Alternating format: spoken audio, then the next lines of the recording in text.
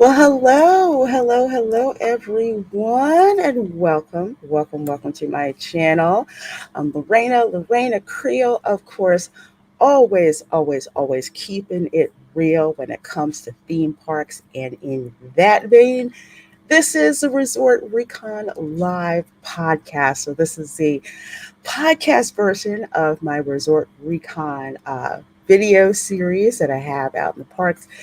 This one, I'm live from my studio to talk about the latest news in the Florida theme parks, also the West Coast theme parks, when some of my West Coast theme parks friends are on, answer your questions, and to just generally geek out about what we love about theme parks.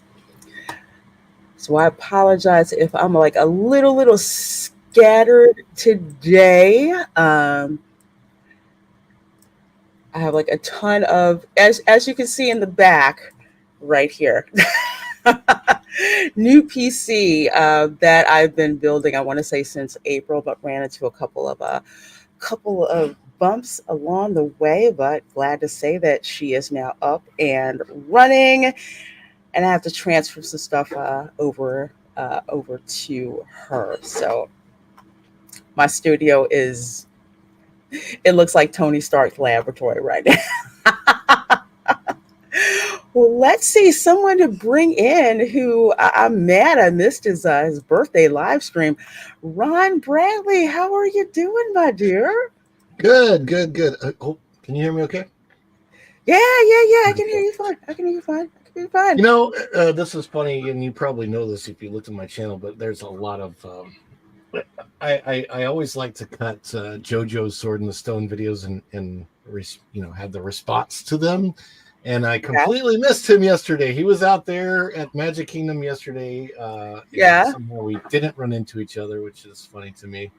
But we had some of the same observations yesterday. They had a mix. They had a Nightmare Before Christmas at the train station, where they had the Halloween stuff still up at the top, and then Christmas down below. So like half the train station was Halloween, and the bottom half was Christmas. But it was cool. It was like totally nightmare. It was like, this is the best awesome day to be here for the crossover between Halloween and Christmas, where you actually usually they do everything, but they didn't have the Christmas tree up yesterday. They have it up this morning. And now I'm sure the whole transition has been completed at this point. But yesterday they just missed a couple sconces at the train station. Well, it sounds like my house. It's like I have my tree up. I've been saving for this tree like for a whole year. So I finally got my 7.5 foot flocked. Of course, it's artificial flocked Christmas tree. I always wanted one of those big, huge Christmas trees, so I got it and put it up. Meanwhile, outside, I've got on my patio, I've got the banners from the Nightmare Before Christmas as the portraits from the stretching room, and then I've got LED like fall little mini fall trees around my television, so it looks like this weird mix of like Christmas and Halloween at the same time. You know what I observed yesterday at the Magic Kingdom? I thought, because Dan was showing me a tree topper. I think it's $40 or $60. I can't remember. It was pretty expensive tree topper, right? And I'm thinking, okay, so let's say that I buy a $750 Christmas tree, and I decorate that $750 Christmas tree with all ornaments at regular retail price from Disney. That's going to be like a $10,000 tree. That's by the time you get finished with them, at least 5, I think, because the ornaments can be anywhere from they can be $25, $50. There's a couple of really nice ones that you can go over to the crystal shop and get them for a lot more expensive. But yeah, you do that, man.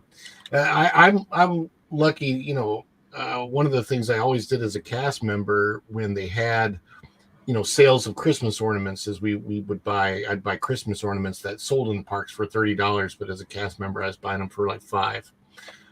So that was definitely worth it, I would say. those ornaments over in Walt Disney World, especially in the Christmas shop. Whoa, They're they, nice. they're so gorgeous, and especially if, like, for me, the epitome of the ultimate Christmas tree is Right? when they have in the Grand Floridian Oh, every year.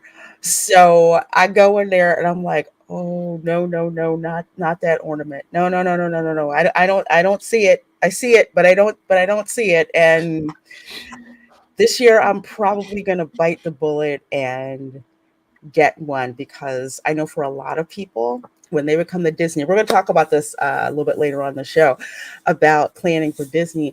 What a lot of families do, and some of the things that we would talk about on the budget when I was on the Disney budget boards, was every year, if you're going to Disney for Christmas, to get one of those ornaments and get it personalized. So it's interesting, like over the years, people will have these ornaments from their trips to remember their trips by. And it's just a wonderful, cool thing to have up there, because they are pricey, but they are absolutely, absolutely beautiful.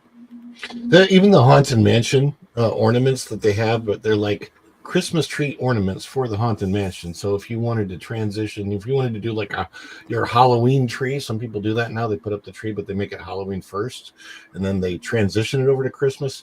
You could do that, or you can even leave those ornaments on there just as part of your nightmare before. Well, they're mostly Haunted Mansion ornaments, but they look really cool, and I would leave them up at Christmas time, I think. And then I mix them with the ornaments from Dollar Tree. So, Can I just tell you how many places, and I know we're kind of, this is how we do on this show. When I get ornaments, I go everywhere from the Goodwill to, like, go through the aisles to get the Christmas, because you got to get there early because they will be going. I'll go there to get ornaments. I'll go to the Dollar Tree to get ornaments. Um, Target, not so much. Walmart, definitely. I'll go to Walmart to get ornaments, and then also, like, Marshalls. It's like a circuit that I, it's a circuit that I if you go on. haven't gone in Cracker Barrel, go to Cracker Barrel because Oh, that's, don't mention Cracker Barrel. and I Cracker know that Barrel. I know you live close, so I Yeah. their little store, their little shop is it's way better than the food that they have for sure. But Their shop. My favorite one is the little sign that says "This chick is tired. Kitchen closed." It's got like a hen on it. It has like the absolutely coolest. It's a gateway drug. It's like the only place worse than that is Bucky's. oh If god, you go to Bucky's, the display, it's like the display at Cracker Barrel, the store at Cracker Barrel on steroids with how much stuff is in there.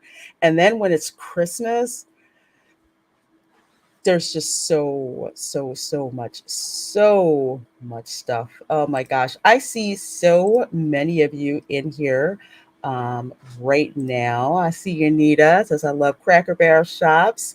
And thank you so very much for subscribing, Anita. I appreciate that. Jerry, I am so sorry to hear you are in the hospital. Please, please, please do get better. Please do get better soon. today. Although my yellow's blacked out, but I see it. I see the S. I see the S on your chest. Hospitals are so, uh, they're so not fun. Well, they can give you really good drugs. I know that much, but it's not the best place to be. So hopefully you will get better soon. Let's see. I think I said hi to everybody who was in here. I was kind of running through here, putting people up. CJ is saying sorry to hear that, Jerry. Hoping you get better soon. We got a lot of news to cover. So Aldo Casabona, hello. Says came back from my graduation trip at Alwani 2 weeks ago. First time there, and cast members were definitely modern Disney. Ooh, I am really sorry to hear that. I, I Makes me. I will tell you, I wouldn't be surprised. I would not be surprised if there's a point in time when Disney lets cast members put pronouns on their name tag. Can you imagine that? I think there'd be some pushback, but I could see it happening. Oh my gosh.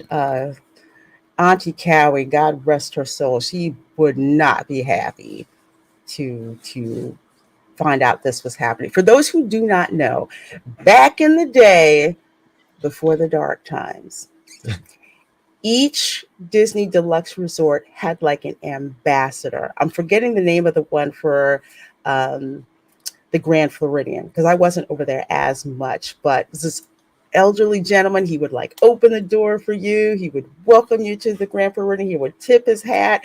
Around Christmas, he'd be out there to giving you roasted chestnuts. Yes, they used to do this back in the day. You remember, Ron? They'd have like the roasted chestnuts outside when you entered the Grand Floridian, the lobby. They would have it, and the cast members would give you roasted chestnuts. But over at the Polynesian, which is the resort I'd always wanted to go to since I was a little kid. My parents said we couldn't afford to stay there. Their ambassador was Auntie Cowie, who she was from Hawaii. She was this elderly Hawaiian lady. She looked so much like my grandmother, my mom's mother. She's Afro Latina, literally looked just like her. She would give hula classes. She would welcome you to the to the Polynesian. She would put leis on you. She would usually have leis to give you. I have a picture of my family posed like with her. She would do crafts like with the kids. She was literally Hawaii, and it was just wonderful with her being there. And when they said she was going to Aulani, I was not happy. I'm like, no, you can't have you can't. But Aldo, actually, you can contact me, Lorena Creole at gmail.com. Literally, my channel name at gmail.com, and you can send it to me there. I'm very bad with Instagram messages because I'm not on Instagram very much. So you can email that to me. That'd be perfect. Or to Ron. Either one of us. Eventually, it'll get to pro. I have no Disney ornaments on my tree, Disney decorations around my house, just for Christmas stuff, no commercial stuff, lots of Victorian stuff. Everyone pretty much decorates, how they want. For me, I've got a mixture of usually with Disney, I have a lot of DIYs that I do for Disney. So I have Disney. I've got nutcrackers because I love the Nutcracker ballet. I've got the Grinch Who Stole Christmas. I've got Grinch items. I've got Charlie Brown Christmas items. My favorite is like making the little Charlie Brown, Charlie Brown tree. And just a mixture of things. I like those eclectic trees. And this year, one of my DIYs, besides putting flamingos with Santa hats in ornaments, also going to try to recreate the bird cage from the Grand Floridian. You know how they had the gilded bird cage and birds inside. That's what I'm trying to. That's what I'm trying to recreate. Is I just absolutely, absolutely love doing that. Just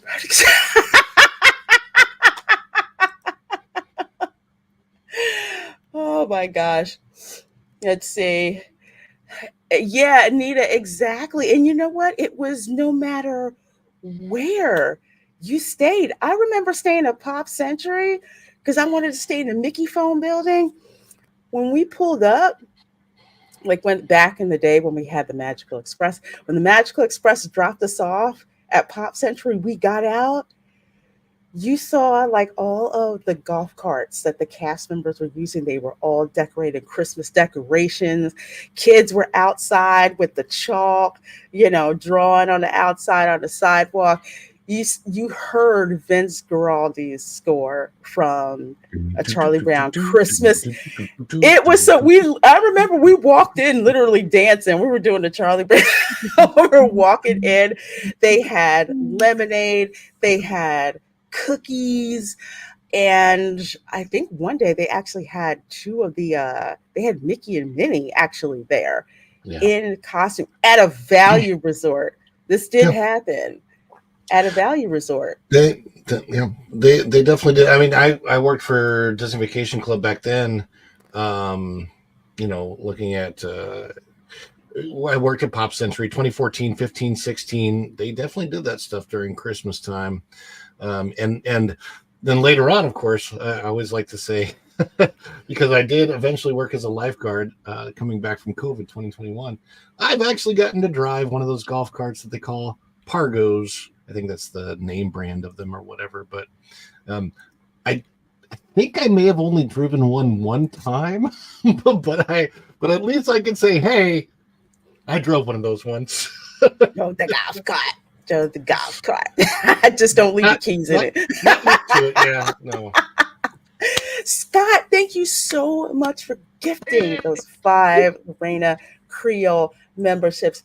Thank you so much. And to say thank you for gifting those 5 the Reina Creole memberships. Let's roll the clip. This is pathetic. Join in, folks. It's yodeling time. Here at Lester's. Elephant green screen effect.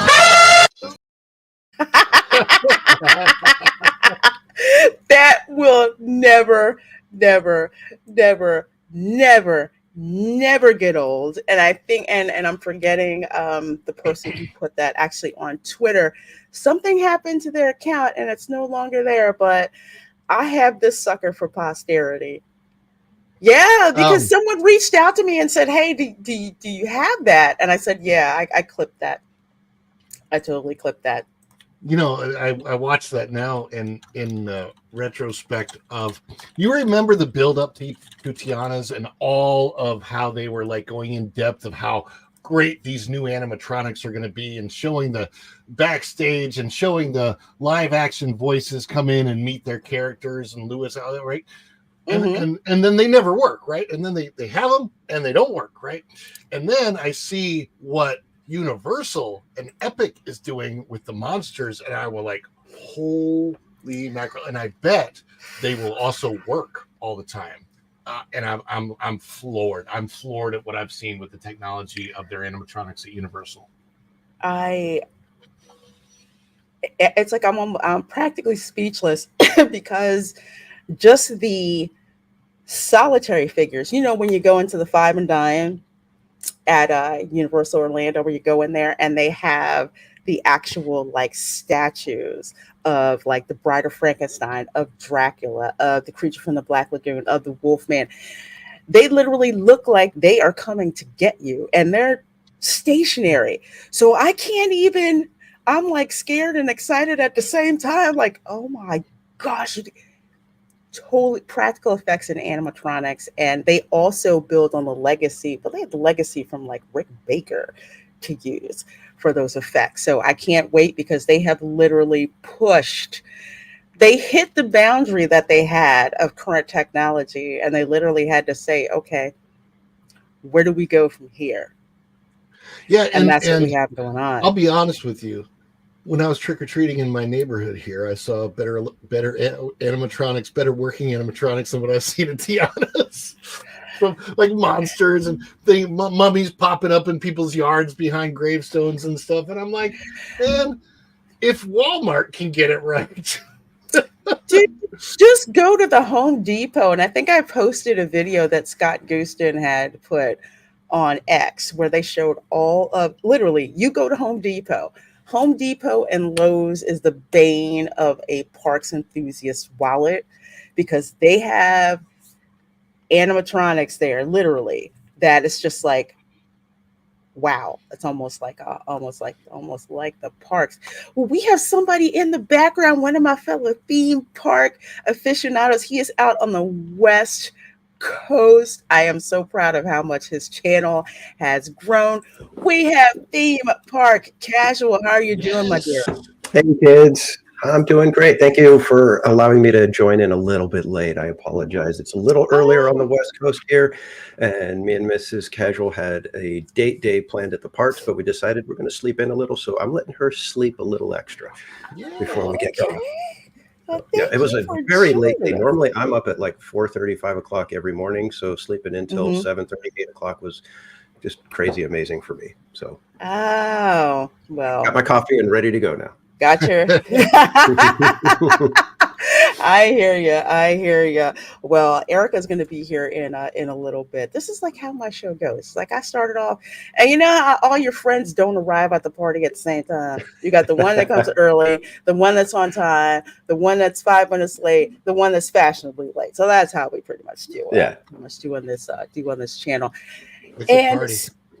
yes, it's absolutely a party. And speaking of it being a party, remember how I said I was going to have a giveaway for this Epic Universe tote bag here? And in order to enter, you had to like this video. Well, the one from last week, the stream from last week, like that, and drop in the comments which section of Epic Universe are you most excited about? So, what we're going to do right now, because I have everyone who dropped a comment, I have got them here on the wheel of names. So, we've got Tarantos 587, Carrier 5277, it's Florentin, Tinkerella's Treasure Trunk, Abras Carmageddon, and Ray Gould 2702. You guys dropped comments saying exactly which part of Epic Universe you are excited about.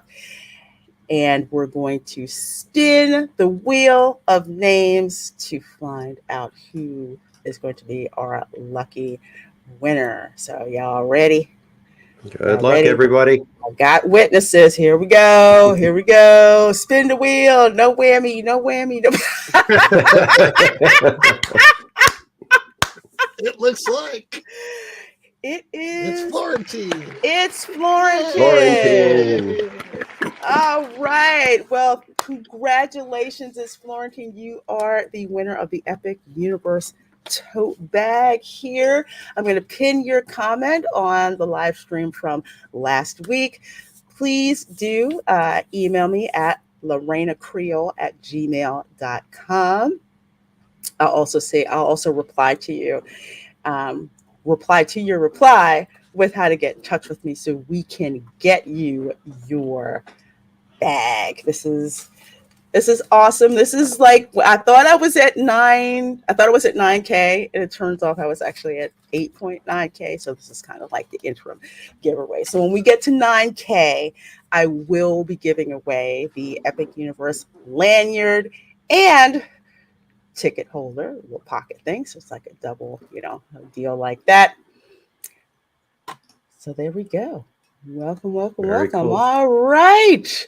All right. Thank you guys so much. Let me know if you guys like these giveaways during the stream. We'll try to see if we can do. I love giving away merchandise like this to share with all of you. It's fun. So we're going to hit a couple of news articles before we get to planning scheming, whatever it is for the Disney for the holidays, because it is a hustle. There's so much that's going on, especially here and also at the West Coast parks as well. So news here from Pirates and Princesses, the wrap up Halloween, Universal Horror Unleashed, year-round haunted houses coming to Las Vegas's Area 15 in 2025. Have you guys been aware of this? Oh yeah, Yep. it's gonna be interesting to see how it plays out. I'm not sure if the year round thing is going to work out for them the way they're hoping, but we'll have to see. Yeah. I'm wondering if this is going to be on the scale of when I lived out there. They had that Star Trek experience, which I think I went to one time. You could actually, there's like you could be on the deck of the Enterprise. There's a set, basically like a set there, but it Right. wasn't a huge thing. So that's what I'm wondering if is this going to be bigger than that, or is this going to be like just something that takes maybe an hour or two to go through. Right. That's a good point. So it's going to be interesting how they pull this off. I think,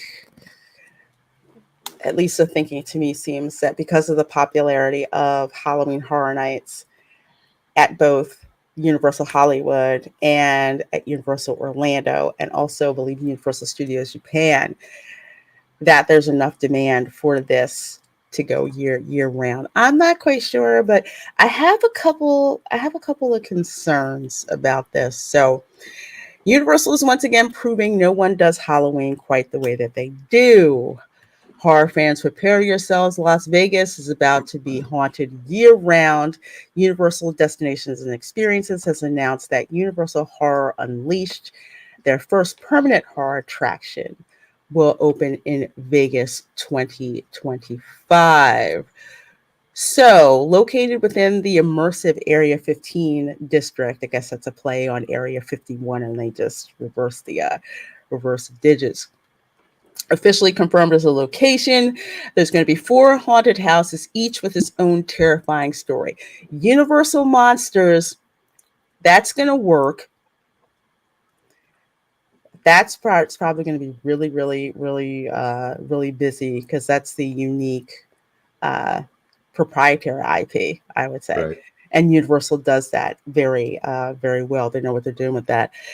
The Texas Chainsaw Massacre. I was in that haunted house for Halloween Horror Nights, and it's already scary. But if you have seen the movie, it's even scarier. So my whole thing is, are they going to go all out to recreate the same haunted house that they did that was crazy popular? Or are they going to water it down? So I'm not too worried about that because this is a house that they've executed several times.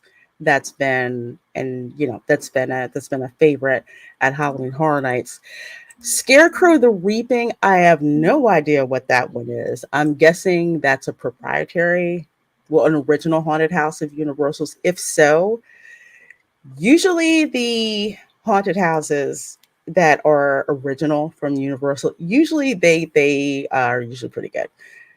I think there's only maybe one that I didn't like, and it was more of just, it's not to my taste. Technical execution was flawless though. But this last one here, I love Blumhouse, but Exorcist the Believer was one of the worst horror movies I had ever seen. It's probably a step above Halloween Ends, and that is not saying very much. Which I mean, is this like a recent Exorcist? I haven't heard of this one. That's why I'm asking. Well, Exorcist Believer came out last year. Actually, I think the movie was in the theaters after the house premiered at Universal Orlando. And I did not go into that particular house. It didn't interest me. Most of the Exorcist sequels I have zero interest in. The original is still the best. But when I finally saw this movie on streaming, it was so boring. And it's literally the worst movie that Blumhouse has ever done. I don't know why they didn't go with, like, say, Insidious, why they didn't go with like The Conjuring or something like that, why they didn't do something based on Megan. I have no idea why they decided to go with this one. We were trick or treating in our neighborhood. There was a girl dressed up as Megan, and I mean, she was dead on, and she may have only been like 6 or 7, and so she was tiny. And I mean, she would stop and do the dance, and you're like, holy crap, there's an actual Megan doll running around my neighborhood. I'm going to die. I'm like, it was scary. My neighborhood does a pretty good job with Halloween. The only problem is here, instead of like, if you go to Celebration, it seems like every house is done up. And here it's like there's some houses that are done up just as much as they are in Celebration, but it's more sporadic. It's like every 5th or 6th house. So you have to drive to do your trick-or-treating because it's a pretty good sized neighborhood, and it's not always house to house to house. It's sometimes house, skip 3, so you got to drive up and go to the next one. But you know, everybody does it, so like we're always watching the cars and stuff. But it's pretty good every year here. It's you know, and I've been here for like 15 years, so they have signs up. Like the neighborhood HOA has signs up till 9 p.m. or whatever. So it's all kind of regulated, but done really well. Yeah, I know when I lived in LA, the lawn displays that I lived around a lot of SFX people. So the house displays that I would see were like next freaking level. I'm just like, I can't freaking believe this. I'm like looking at just how everything is just done up. It's yeah, that stayed with me. Halloween, I almost want to say Halloween is like Christmas in LA for the most part. That's something that I know. I see Theme Park Casual nod. Yeah, we're the one house on our cul-de-sac that like doesn't do any of the decorations. Everybody else, their lawn is just covered with the inflatables or the monsters, the little pop-up things. We're the only ones that have, like, you know, Mrs. Casual got like some of the metal, you know, candle holder jack-o'-lantern kind of things and just put those on the porch, and that's what we did. That's our decorating for Halloween. Yeah, everybody else, they've got like the spiders that are crawling on the webs, and you know, the lights and shadows on their houses, all that kind of stuff. So yeah, One our neighborhood guy gets had, into it. yeah, that sounds, yeah, that was mine. That was mine. I lived in Encino. My house, it's like, you know, I've got like jack-o'-lanterns and stuff like that. But for Christmas, then I would go all out, and I was that house. that was where my energy was. It's like after boom, my house looks like the Griswolds, you know. Speaking of decorating, hey, Erica and Rob is in the house. How you doing, my dear? Good. Can you guys hear me? Yes, No, I can't hear you at all. you. You're completely silent, Erica. But Speak I louder. can barely hear you guys. Hang on. Something's weird. Okay. You don't want to hear No me, worries. so that's perfectly fine. No worries. No worries. We're about to move on to our next topic, but just letting people know that it is now official. I mean, it has been talked about, but Universal is going to have a permanent presence out in Vegas. Las Vegas, on Vegas. So they're going to have 4 haunted houses in the Area 15 area next year. I hope that they do really well with this. But having lived in Vegas, I'm just wondering, how are they going to compete with just how normally scary Vegas is anyway? Maybe that's the thing. Kind of like, we have to be next level. So where else? Because they have to compete with all of these shows that are in residency and everything. So perhaps, you know, perhaps it's just like, you know, that thing we couldn't do? Yeah, let's try to do that thing this time. Let's try to do that thing. There's a couple of Cirque du Soleil shows that topped the charts on that one. one in particular that I wish I could, you know, burn my eyes out after having seen it. Wow. Some of them are a little, it's. I got in for free, so you got it for free. Okay, the only Cirque show that I've seen has been the one, well, before La Nuba. I went to go see that only because camera girl wanted to go, and my mom wanted to go. And I'm like, I am not that artsy. We went, it was a cool show, but I was just like, I would never be able to do enough drugs or smoke whatever to come up with stuff that they come up with. I'm like, yeah, it was super expensive, but we had a good time. So going on to our next topic here, Disney shares new Mickey Flage collection in honor of National Veterans and Military Families Month. So before I proceed with this article a little bit, just want to remind people every day, and I'm not sure, I think Disneyland does this, but TPC can correct me if I'm wrong. Every day at 5 p.m., they have the flag retreat in Yeah. Main Street, USA. Yeah, they do it at Disneyland. I think ours is at 4:15 every day. Okay, cool. Because I didn't know about Disneyland. I was pretty sure they probably did it at Disneyland, but they do it at Disney World too, and it's really cool. Yeah. They have the military member or members that they're usually one that they're honoring, and they have the family there. They take the pictures and everything, and when they retire the flag, they will present it to that particular service member. They'll announce like who they are, where they're from, the particular branch of the military that they are from. And it's a really, really wonderful ceremony. As a matter of fact, just like last year, I will be at the Magic Kingdom for Veterans Day this year to live stream the flag retreat for Veterans Day. So very, very, very excited about that. But here we go with Mickey Flage. Looks like that's a Spirit jersey, the $80 Spirit jersey. It's really cool. So let's see, 2024 Mickey Flage collection for Veterans Month. So the collection has 4 items this year. They did this last year with the collection. I think it was like honor. But now they have baseball cap. They've got the Spirit jersey here. They also have a water bottle. That looks really cool. Too hot to wear in Florida, but, but it's not for us. It's for all the visitors that are coming.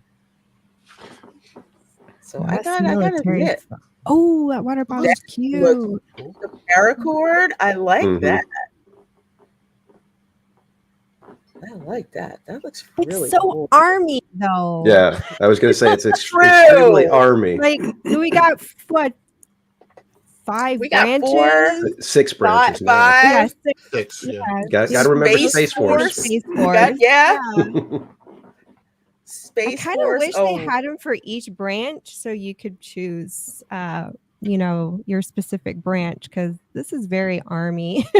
It just screams army. Oh Lord, let the jokes begin, y'all. If it was Air Force, they'd say, yeah, you guys are the chair force, I hear so many jokes, getting guys out of their mama's basement since 1940 something. Yeah. I'm like, yeah, you guys are freaking brutal. Oh, that's a cute t-shirt. That is a cute t-shirt. I like that. I was going to say the design is really well done. I mean, you got to say that they're going to nail it when it comes to the military families. It's a really good design. I didn't see that at the Emporium today. There's probably, if anything, because it's only the second. She's at Epcot. That picture's at Epcot. So yeah, pictures at Epcot. I'm wondering if that's where they are selling it. I don't know. Do you guys usually get your merch releases on Tuesday? Because I think that's how it is at Disneyland. Usually the new merch is released on Tuesdays. I think you're right. It's usually it may be Monday. Okay. It may be Monday for us, because usually when I'm at the parks on a Monday evening, I notice that's when I'll see the new merchandise. Yeah. This could be showing up probably this coming Monday. Okay. That water bottle looks like a grenade. Oh, that's great. Once we pull the pin, Mr. Grenade is not our friend. Dan says pins on Tuesday. Okay. Pins Tuesday. Okay. Okay. Pins on Tuesday. Okay. I haven't traded pins in the longest time because the quality of pins has just been bleh. I want to say since Iger came into power. Yes, I will say that because I'll look at the pins now and I'll go back and I'll look at my collection, especially the military pins, because I loved collecting the military ones because my grandfather was, yes, my grandfather was Army, and I would always collect those pins like in his honor. So I'd get the ones with like Mickey and Donald and Goofy all dressed up in, I think they were like Army, Navy, and Marines. No, Army, Navy, and Air Force, because Stitch was usually dressed up as a Marine. There's something to be telegraphed for that. I don't know why, but he would always be dressed for the most part as a Marine. So I would love getting the military themed pins as well. Yeah, a friend of mine gave me this one. It's a Veterans Day. Hold a second. Let me pop that up. It's a Veterans Day pin. It's got the little dog tag. Oh, So I cute. love Yeah, very that. Yeah. I'm not one for pins, but I would buy that. Well, yeah, I never got into the pin trading, and it was cool because he had probably like thousands of pins with him. He was coming to, kind of hand some off to some of the streamers, and I saw that one and I was like, hey, my birthday's Veterans Day, so I'll take that one because he was offering out, take whichever ones you want, and so I was like, I'll take the Veterans Day one. Oh, well, that is absolutely. Yeah, I thought that one was cute with the little dog tag and the chain, hanging off of it. Mm-hmm. Yeah, anything Stitch, it always sells. Yes. Yeah, Stitch prints money. I love Stitch. I get everything Stitch. You gotta love a little critter who will use a punch buggy as a 2x4. Well, you've got the rare, you've got the rare Stitch Santa hat, don't you? Yes, I do. Yeah, that one. I don't think they've ever re-released it, have they? They have never re-released it. Every time I wear it in the parks, I get stopped and they're just like, where can I buy that? And I feel so bad. I'm just like, they don't sell it anymore. So when you're in the parks, you can tell how long someone's been going to the parks because you can see either the Tigger one that they've never done before and then the Stitch one that they've never done. So my sister and I have those Stitch hats that we bought, and yeah, I'm like, I don't know why they never redid those. Tom F says, can't wait to eat with vampires at Dark Universe. Yes, I cannot. It is going to be awesome. Nice Mickey dog tags. I got Stitch mitts. Yes. Toronto says 626 is an unbelievably popular character after all this time. Yeah, I think because he was so weird but lovable at the same time. Honestly, I want to have a discussion about who would win in a fight, Stitch or Baby Yoda. Well, now I want to see that.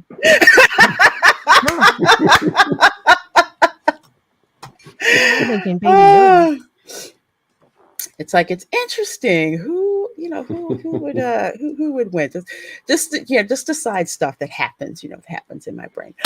So here from Blog Mickey, Walt Disney World begins casting for an all-new villain show coming to Hollywood studios next year. Oh, is that Vampire Stitch? Yeah. Oh, hang on, let me blow him up. Try to pop It might be. Yeah. New this year. Hanon's family. I'm family. I have not seen that one yet. Yeah. I bet on Stitch. It was like Stitch, Baby Gods would win. Stitch. That's a cool bucket. I think that came out before I was going to the parks regularly, so I was stuck at home like 10. So here's the news about this bucket. When I got this, I got it at Animal Kingdom on Halloween, and I was worried that they were, going to discontinue them after Halloween. But they told me at the popcorn stand where I got this, because I went in, got it at the first popcorn stand before you get to the tree and everything, the one on the left.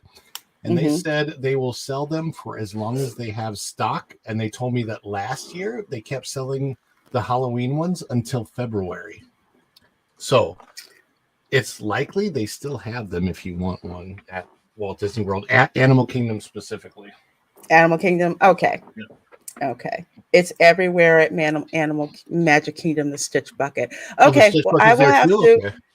Yeah, I will have to look, because not that I need another popcorn bucket, but dang it, No, I got Stitches one on the bucket. front. So what is it about this year for the vampire teddy bucket? Because I had to get that, and then this one. I specifically did not get. I asked Virginia about the vampire. She's like, no, I don't want to see that in the middle of the night. I'm like, shit, because she's like, if I wake up and I see that in the middle of the night, that's gonna freak me out. Why not? I mean, he's so cute.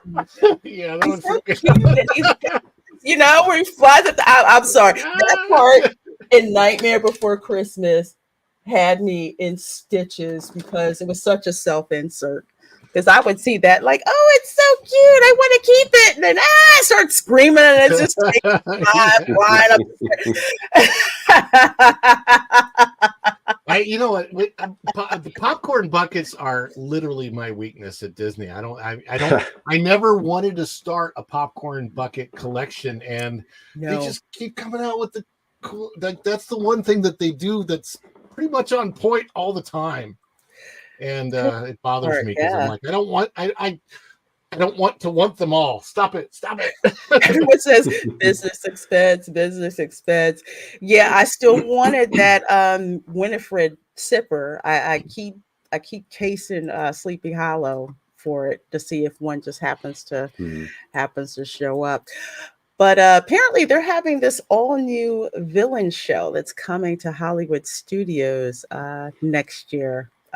This will definitely probably be in rotation before that villain's land gets built. Should I audition? Should I audition for the Evil Queen? I think you should, because you can be female. You can be female presenting. I can. I kid you not. That is literally in the description. So let's see here. It's coming next year to Disney Hollywood Studios. The show will feature appearances by dozens of the most evil doers, the fiendish foes Cruella de Vil, Captain Hook, and Maleficent. Why no Dr. Facilier? I have no freaking idea. Each breaking through the glass to take the stage in live production numbers. No Bob Iger? No, but yeah. I mean, come on, that's the greatest Disney villain ever.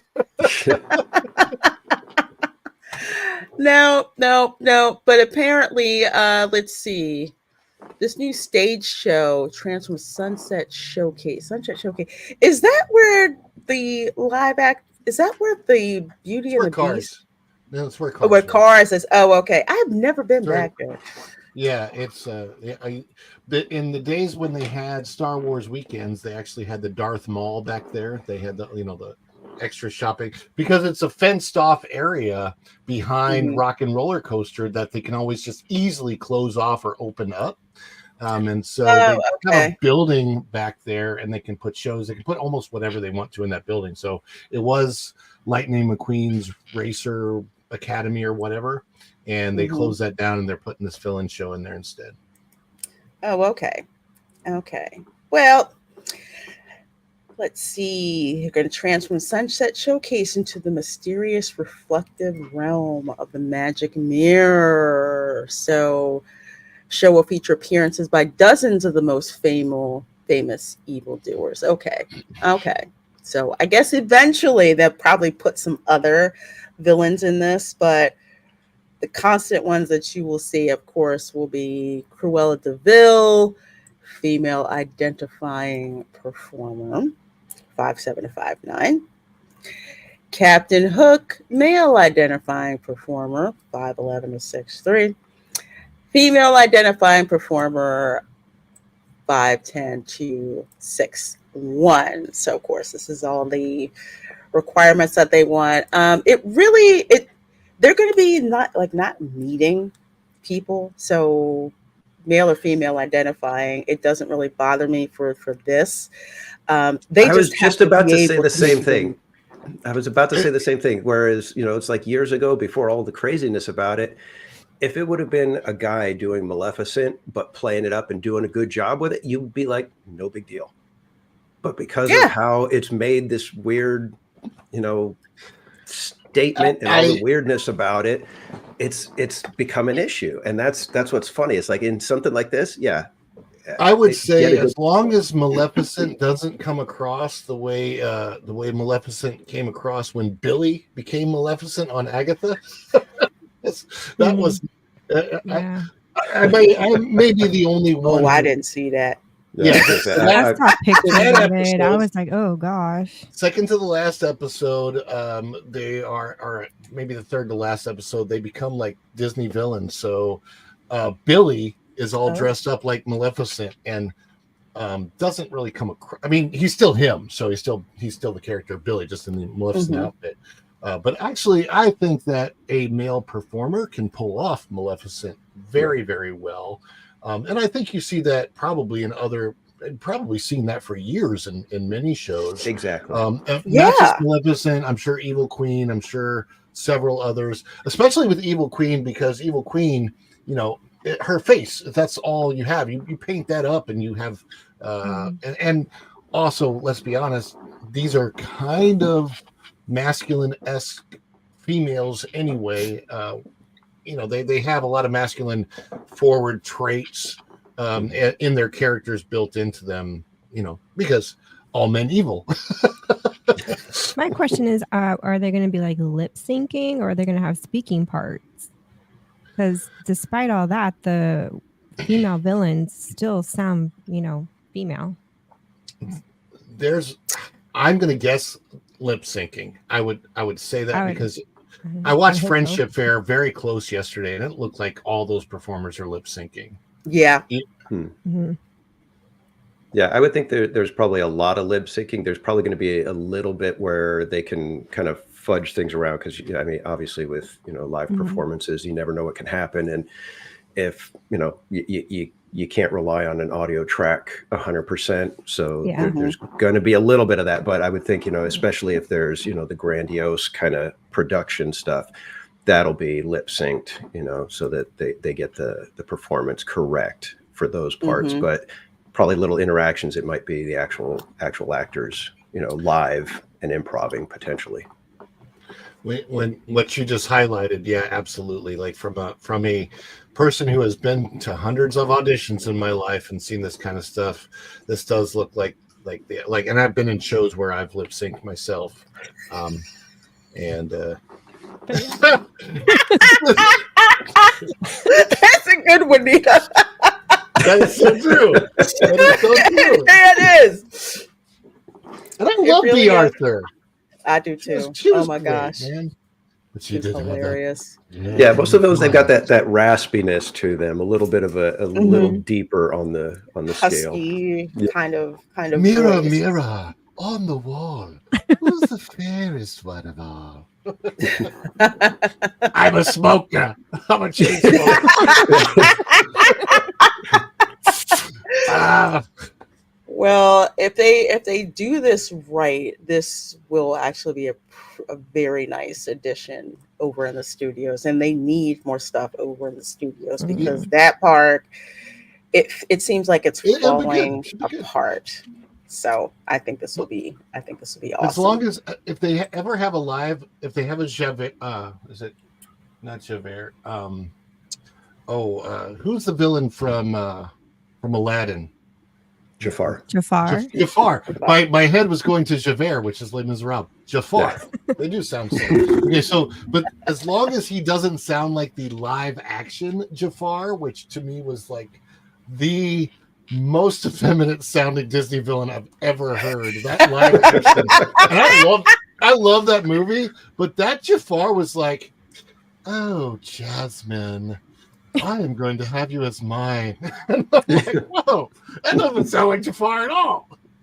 Jafar's supposed to be like a diamond in the rough, and it doesn't sound like that at all.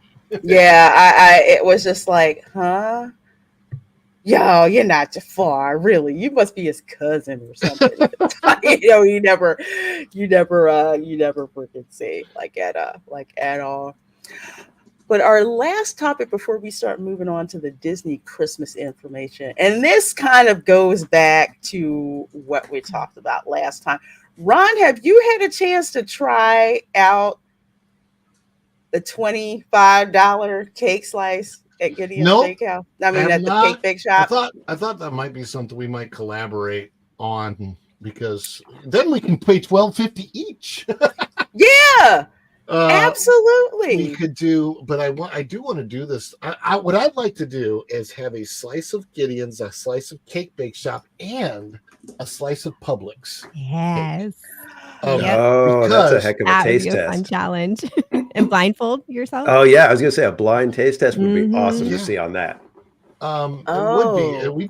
If we do that way, do that right, that could be really, really interesting what the results will be, because I'm super curious, like what makes this worth. We might have to throw amarettes in there. I don't know. Ooh. But what makes this Probably worth are going to have $25? to throw in amarettes, just like do all of them, because I'm curious for a number of reasons. Number one, Oh, and I and mean, I was going to say this real quick. I was going to say, if Amendment 3 actually passes, then they could do something to the cake to make it worth $25. oh God, no. Are they going to start baking brownies I was too? just gonna say they need to make brownies though, but People will be like, Crush could then be their spokesperson, because Crush could be like, oh, dude, those brownies are so fire, Well, dude. Let me show you something about when it comes to Gideon. So every time you go to Gideon's, okay, you get in line. You can get these little cards, and yes, they are collectible. People sell them on eBay. On the back, they have the menu for the month. The first of the month, everything changes. They have these little characters and everything, character cards. I've got like a ton of them that I collect. And the Gideon's cookie. Okay, so Halloween night I went, they sold out of cake. All right. I knew it was late at night. I knew it was a crapshoot, but I went anyway. But these are like half a pound each of these cookies. And this is I think this is the Frankenstein cookie, because I got the Frankenstein and the Bride of Frankenstein Ooh. cookie. This is a half-pound cookie that is $6. Are those And M&Ms throughout? yes, So they're not just studded on the surface. on top, and they're also on the inside as well. And I think I managed to get one of the last ones that night. The limited edition cookies, you can only get 2 of them per person. And I think the others are like I want a 6 big per cookie now. person. But look at this little anemic cookie over here on the left from the Cake Bake Shop. Yeah, I How would much not buy a is that cookie one? from there. How much is the cookie from the Cake Bake Shop? By itself? Probably $12. Let's scooch down to see, but just before we go down there, look at the one on the left. That's the one from the Cake Bake Shop. The one on the right is the cake slice from Gideon's. Now, Gideon's, their cakes take 2 days to make, 48 hours to make, because they make them all from scratch. And they have their standard ones that they have, and then they have, the specialized ones. The fact that they were sold out by the end of the night, a sellout is usually very imminent when it comes to Gideon's. Why? Because they're actually really, really good. The cake slices, I think, are about $9 between $9 and $10. look and at they those put 2 them in a cookies though. box. Look at the 2 cookies. That's See? insane. Half That a is pound cookie nuts. here on the right. This one looks like something you would get, like a cookie on the shelf. It just, Yeah, the cakes, they look, I mean, somewhat comparable, but the cookies are just like night and Night day. and It's day, not yeah. even not even a It fight. honestly doesn't look that different from a Subway cookie. If you know No. what I mean. Yeah, you're not Exactly. wrong. Yeah. Yeah. no, it really doesn't. And to go down here, and this is from WW Magic, because they did a comparison of the two cookies. So here's Gideon's. Get a virtual queue reservation if the line is too long. Go check and see if it's there. But the theming on the outside, the theming on the inside, it's definitely worth it. That's like inside, right there, inside of Gideon's. Place smells like cake and cookies and just all kinds of stuff. Cake, cookie, and cold brew. That's what you get for like $20. I kid you not. For about $20 plus tax. And Ron did this on the show last week. You can get a cake, cookie, and a cold brew. They're standard or specialties. Like they had French toast cold brew for October. It was, oh God, it was delicious. It was absolutely delicious. Here's a cake bake shop. Here. Having been inside at the cake bake shop, it does feel like their prices encompass the atmosphere. Like when you go, and I was telling someone the other day, I said, what it feels like when you walk in is like Doctor Strange was standing at the boardwalk with a portal into the Grand Floridian. Literally, you feel like you walked off the boardwalk into the Grand Floridian. And, having spent a lot of time over the last week at the Grand Floridian watching them put up their gingerbread house, the cake bake shop definitely feels very Grand Floridian-esque. It absolutely, like it would fit in perfectly at Grand Floridian, but they put it at this location because that's what was available. So I kind of understand what it's at this location because ESPN Zone closed down. I do wonder what's going to go into Big River. I'm so curious. I don't think there's anything there right now where Big River was. So it'll be interesting to see. But the worst part of this is when you go right next door to the cake bake shop. That's where the quick service is at Boardwalk. So you have some really nice sandwiches that are like $15, and then you have tons of bakery items that are $4 or $5. I'm just like, how are you going to go from a boardwalk theme, like Jersey boardwalk theme, to cake bake shop that looks like it's straight out of Cape Cod? Yeah, it's kind of jarring. I get it, but it's like, can we do the front a little bit? But getting back to the cookies, because people want to know, $6 for Gideon Bakehouse cookies. Okay, there's a reason they give you those big tote bag size paper bags at Gideon's, because they're heavy. I mean, if you go and you score a whole bunch of cookies, you could walk out with 10 pounds worth of cookies. In addition to like cake or whatever. So they give you those. So $6 for them. 100 plus chips on the exterior, 25 plus on the inside. That is 100% true. It's just like the chips just keep on coming. If it's peanut butter nuggets. I don't like peanut butter. Camera girl does, but she always wants the peanut butter ones because it's just like chunks of peanut butter. I got a cavity just looking at the picture.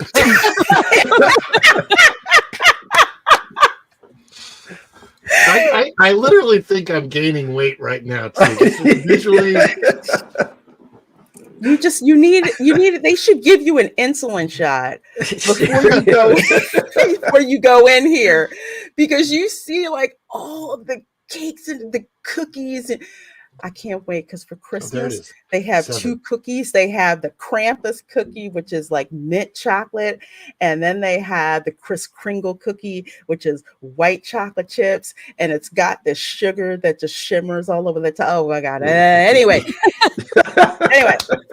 you have to read that description.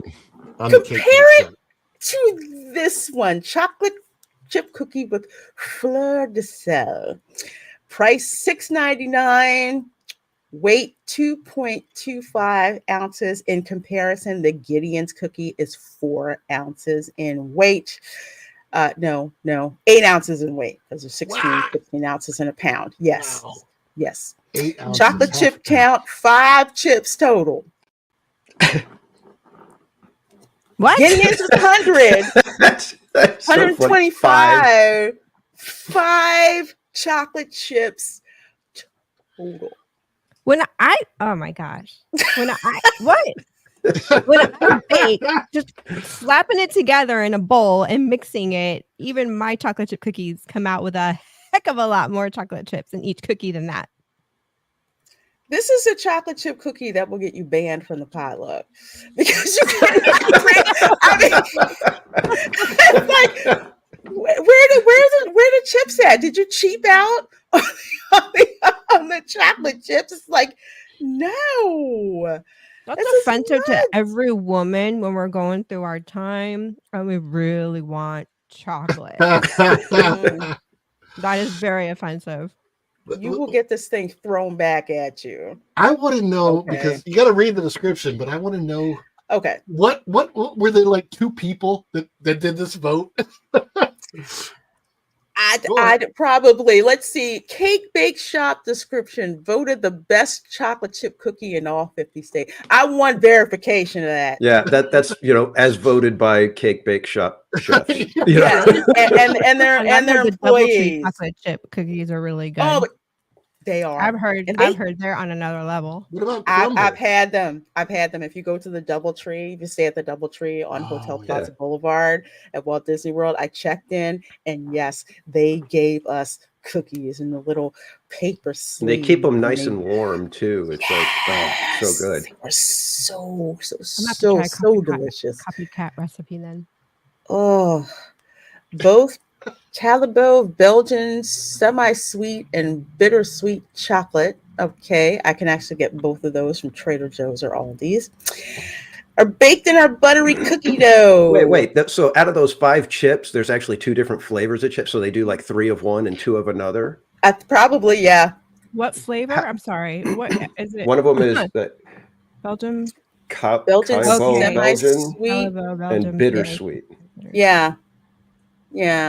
And buttery cookie dough. I'm like, okay, top with fleur de sel from Ile-de-Rennes in the south of France. That means nothing to me. I don't. You can tell me it's really fancy, but whatever. Yeah, it's like it doesn't impress me. I'm just like, I guess it was for some people, but even here in Europe, because the chocolate is different. I guess it's how the cocoa beans are processed. That's all I can think of. And I'm not a pastry chef or anything, but on the one hand, I understand, if it's chocolate being imported from overseas, but at the same time, it's like at the end of the day, it's still a chocolate chip cookie. And I just, you can, I don't know, you can't really find chocolate chip cookies out here either. It's because that's such an American dessert. You don't go into a French bakery, you're not going to find chocolate chip cookies in a French bakery. No, but I think it's when you come to like the raw ingredients for chocolate chip cookies. Like I'll go, like for example, I like going to Aldi because they will actually have the imported chocolate chips. You can also go. It's like you can go to Aldi's. You can go to sometimes Publix will have them. You can go to pretty much anywhere and get the two. It's like semi-sweet and bittersweet. Yeah, it's like you get those two. But I guess because of where they import them from, or like you're saying, like the process that they do, I guess even that aside, you've got fancy ingredients and everything. You're going to charge, $7 for this one cookie. Mm-hmm. Presentation wise, Gideon's has them beat because there's 2 ways to do this. I mean, if you're going to do 5 chips, and that's like your standard. It's like it's got to have exactly 5 chips. Wow. Gideon says we're going to put so many chips on there it's going to overwhelm you. If you're going to only do 5 chips, present it so that you're noticing the 5 chips and say, okay, this is why it's a little expensive. We went, we're presenting it in a fancy way, in an upscale way to make you feel like I'm eating more than just a cookie. I'm eating something that a pastry chef took the time to present and offer up in a way that is supposed to, tantalize your palate a little differently. But that looks like, like a Subway cookie. Yeah, exactly. Somebody just like pulled one out of the freezer, dumped it on the tray, threw it in the oven. Here you go. Okay, here's your cookie. I looked into this type of chocolate for to run to use for my baking for Halloween and to run through my chocolate fountain I used. And there's different levels of, I guess, like bitterness of this chocolate. Mm-hmm.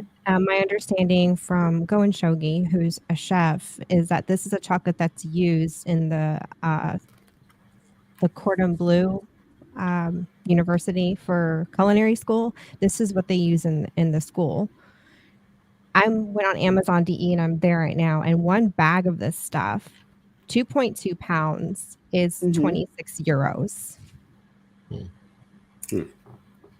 Wow. And that's here in Germany, and it would be coming from France. And I there's wouldn't be different, surprised. like, It's and you have to know $40, your yeah. chocolate. Like, it's, and the average person just doesn't know. I didn't know this until really just about a week ago when I was talking to him about, just desserts and chocolate and trying to figure out how I wanted to approach. So From only buy these cookies to eat while you're watching the movie Chocolat. No, buy the bag on Amazon and make your own desserts. It's cheaper, and you're gonna feel more accomplished anyways because you made it yourself. Exactly. I love that movie though. Exactly. I mean, even if you even if you go to I keep saying all these because one of the things that I love is Belgian chocolate. And Aldi seems to have all of that Belgian chocolate pretty darn cheap. I Yeah, just like the It's fact so that good. German they have chocolate is stroopwafels easy to there, find you know. here. Oh, stroop. I love looking at stroop waffles, but it's not, how would I put it?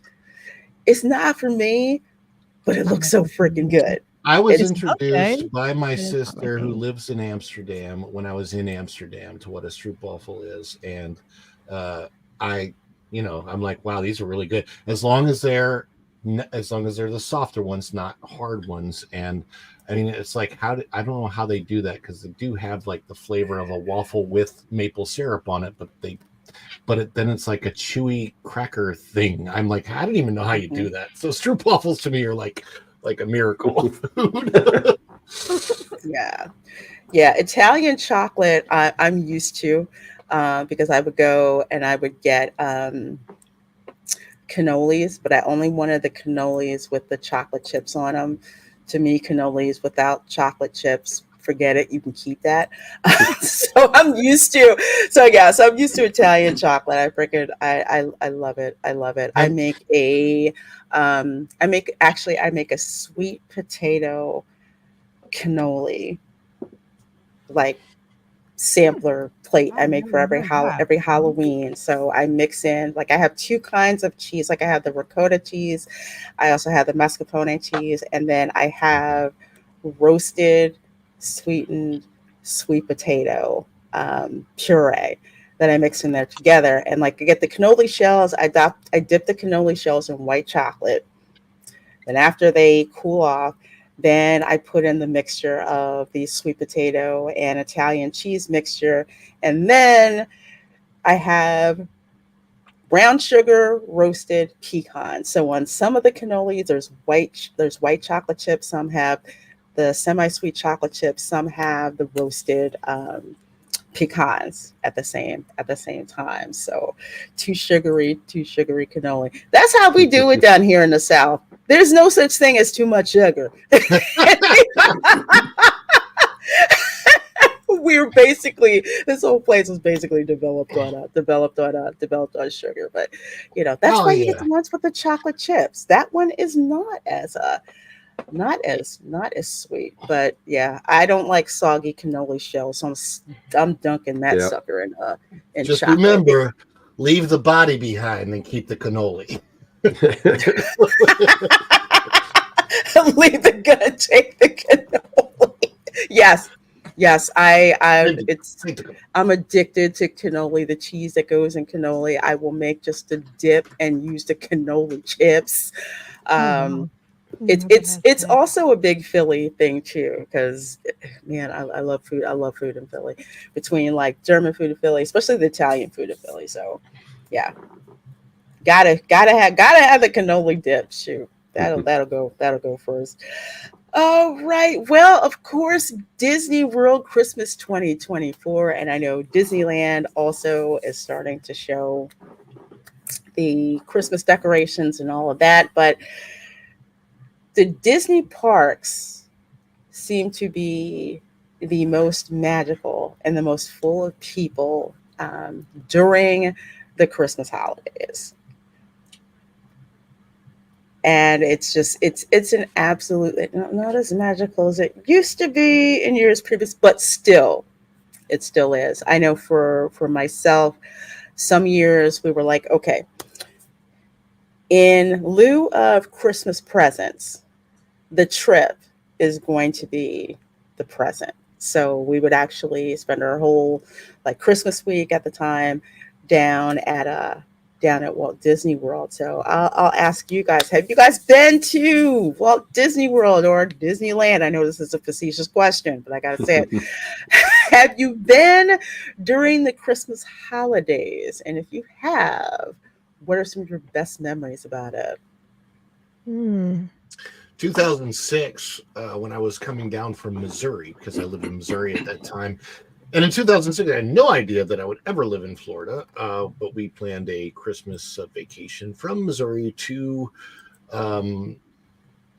Disney World. And I want to say, was it that we left on Christmas Day or that ours was a little bit early. So I think we got back, we were back home for Christmas, but we were here during the Christmas season. So that whole trip was like a Christmas Disney World trip, and it was that one, of course, was almost 20 years ago now, so I have a little bit more vague memories of it. But what I do remember were the at Hollywood Studios, the Osborne family lights, and it was so cool. The Osborne lights were one of the most amazing things that you would ever see. Of course, they've been removed since 2015 was the last year they were there. And that was a great memory. And the things that they do with Main Street USA, walking down Main Street USA when they've got all the Christmas decor up, the tree up and all that. It's very, very magical. They've kept that in. And of course, now that I live here, making sure I go and see one of the big Christmas trees at Animal Kingdom. A lot of people don't know this. As long as if you're willing to pay to park, you don't have to go into the theme park to see the Christmas tree, because the Animal Kingdom Christmas tree is on the outside of the park. And before you actually walk in through the front gate, you just have to go through security. And I think all the rest of them are on the inside of the parks, if I'm recalling correctly, right? Like Epcot is halfway through. Oh, you're talking about the parks. I was going to say, resort wise, the only they have outside is the Christmas tree at Animal Gingerbread. Kingdom. Resort is amazing. Jumbo House. Oh my gosh, the one at Grand Floridian is like to die for. How tall is that? 100 feet tall or something like that? It's as tall. I want to say that tree, I think is it the tallest? I'm trying to remember, because the one at Animal Kingdom Lodge is, I want to say, almost as tall. The Wilderness Lodge one, I think, is a bit shorter. I know for I think there's like 3 cables that are keeping up the one at the Grand Floridian, which is that is always the standard tree. But the one at Animal Kingdom outside is gorgeous. In November of 2020, we stayed at the Animal Kingdom Lodge Jumbo House. Okay, it was closed to regular hotel guests. It was only open to DVC, and I had a friend that happened to have some extra points that weren't gonna roll over, and he goes, "I've got extra points. You want to stay? You're down there. You want to stay?" I'm like, "Oh yeah, of course, duh." So I'm like, I was gifted this. It was awesome. It was November 2020, so all of the Christmas decor was up everywhere, but it was so weird. It was so weird because the DVC portion of Jumbo House is really small. It's like like 10%. The rest of it's just regular hotel rooms. And I chose to stay there instead of Kidani Village. Kidani Village was actually like 60% occupied at the time, but there was there was like less than 5% occupancy at Jumbo House, and it was kind of cool yet kind of creepy because nothing was going on, but they had all the decor up, and you could like it's like you had the place to yourself with all this Christmas decor around, and it was bizarre, but it was very, very interesting and very, very fun at that time. And so quiet. Like it's never quiet at Christmas time, right? But in 2020, nobody was there. It was like a ghost town, but all the Christmas stuff was up. It was like I don't know how to explain it, because obviously and hopefully we will never get another chance or opportunity like that in our lifetimes. I hope we never do, because I don't want that whole thing to happen again. But it was at the time amazing, and it was a cool thing to experience during November of 2020. Wow. Casual? I haven't been to Disney World for the holidays, but at Disneyland, there's like 3 things that are, ultimate traditions now for us. Number one being It's a Small World holiday. The transformation of It's a Small World into the holiday version. Yeah. Far and away the greatest overlay that they've ever done anywhere. It is my favorite. And, they gave it an extended downtime because they're doing some refurbishment alongside the overlay this year. So we've been missing it for a little while, and I can't wait for it to get back. I am looking forward to it. That is like one of my favorite things. It's one of the things that sets the Christmas season off for me. And I recommend it to anybody and everybody. Get to Disneyland. You got to see it. It's one of the best things that they've ever done. Number 2 is the Christmas fireworks. It is still the believe in holiday magic that they started, I believe, in I think it was 2000 for the 45th anniversary. And it is one of the greatest fireworks shows. The way I look at it from a design perspective, so I look at the colors of the shells, the shapes, everything that's going on, along with the music, all of that. And it is a perfectly matched show, perfectly paced, gives you all the holiday feels, all the Christmas, everything. It mixes it all in there, because there's the beautiful Silent Night that they do with the guitar, and then they've got the Nutcracker, all of the festive, blow your socks off kind of stuff. And they end it with the snowfall on Main Street and up near It's a Small World. It's just a fantastic little show, and I try to see it as many times as possible during the holidays. And then a special one just for our family. Mrs. Casual says that the Mickey Gingerbread Man cookies from the Grand Californian are among the best she's ever had. So we always have to go and grab a cookie. Either the problem is that they're $10, so they're a little bit pricey.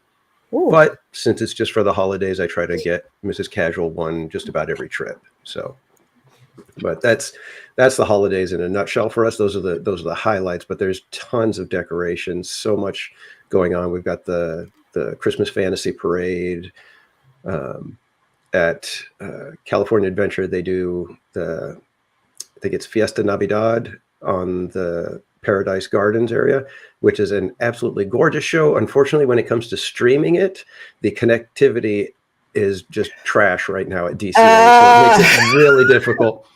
But it is definitely a show to go check out. It's so fun. It's like a little, a little Latin themed, street festival kind of thing, and it's just a ball of fun. And so I always recommend that one as well. Yeah, I've seen other like videos and streams of that one. It looks so gorgeous. I'm like, how come they don't have it they don't have it here? Probably because there's so many Latin American islands. It's like the show would go on forever if they did, all of them. It's like Dominicans want one, Puerto Ricans want one, Cubans want one. Forever, but it's and Dan's Life of the Kingdom points out Christmas at Radiator Springs, the decorations are all Cars themed, and it's just so fun to see how they twist car parts and tools and everything into looking like snowflakes and snowmen and all that kind of stuff. It's so much fun. It's so gorgeous. But I have seen when I lived in LA, I have seen the Christmas overlay on It's a Small World, and it is fabulous. I mean, it's even the setup is different because here our Small World is covered and it's inside because of the Florida weather. But out in California, out in Anaheim, it's outside. It looks so pretty lit up on the inside. It's just gorgeous. Yeah. It's such Oh, And- that, and- that and we have- reminds me. Oh, go ahead. I was just going to say, we have the Haunted Mansion Holiday, which starts off as a Halloween overlay, and now as of November 1st, it's now a Christmas overlay. So we get a fun one that switches like that. So it's Halloween up until the 31st, and then after the 31st, it goes to a Christmas overlay. So that's how we'll go ahead and treat it. Hey, Erica? Oh, sorry. Go ahead, Ron. I was just going to say the closest thing we have to like any overlay that I can think of for any ride at Disney World for you have the Jingle Cruise, but I don't know if Jingle Cruise is super different. But if you go on Living with the Land at night, once they put the Christmas lights up, and that is an amazing thing to see. I think I've got it somewhere on my channel from last year, but it's so cool to see Living with the Land at night. And it's the only time of the year when the line gets long for I know. Living with the Land. It's always a 5-minute line, right? It's always a race, but you can get 60-minute wait times for Living with the Land at that time of the year, and only of course at night, because it's not can't let it up during the day. But it's also I believe this year they are doing like a behind the scenes tour at night for that, and I haven't looked into it. I would love to do it. Yeah, I saw advertisement for that. I'm probably gonna do that one. I've never done that tour. But to see it, like to see how they do like all the Christmas decorations and how they're themed, it's great. But like Ron says, only around the holidays does the wait time go from like 5 to 10 minutes to like an hour, because everyone wants to see the decorations at night. It's the closest we'll get to It's a Small World Christmas. It's probably not pretty at that much level, but it's it's pretty cool to see once you get into that garden area. And when I saw it, I literally have missed it every year, and last year was the first time I'd ever seen it, and I was like, wow, this is really cool. So worth it. Wow. Well, Erica, what's your take? Oh, I like the resorts. They're uniquely decorated to their themes, but my favorite is it the Boardwalk or the Yacht Club that has the edible that the pastry chefs put together, the carousel? Beach Club. Beach Club. Yes. Yeah, that's what I love. And of course, the Gingerbread House at the Grand Floridian is, even just to look at it is great. And remember, Ron, you mentioned the Christmas lights back when it was MGM Studios, the Osborne lights. Remember they used to give us the 3D glasses, and it would turn the lights to angels or bells. I have a pair I wish glasses. I still had a pair. I have a pair of glasses that I pull out every year because it turns lights to gingerbread men. Oh my gosh, and I love gingerbread men. And I think I bought it at like I don't know. They were, how when you go in one of the stores like a Kohl's or something, and they have the checkout lanes, and they have all those little things in the checkout lanes. I don't know if it was JCPenney or Kohl or what. That's where I bought it. It was like $2 for these things, and they were in there. And I'm like, Amazon and see if I can in a special find place something like year. that. Yeah, Legoland here in California did that one year for New Year's Eve for the fireworks. So you were seeing Legos with all the bursts. It was really cool.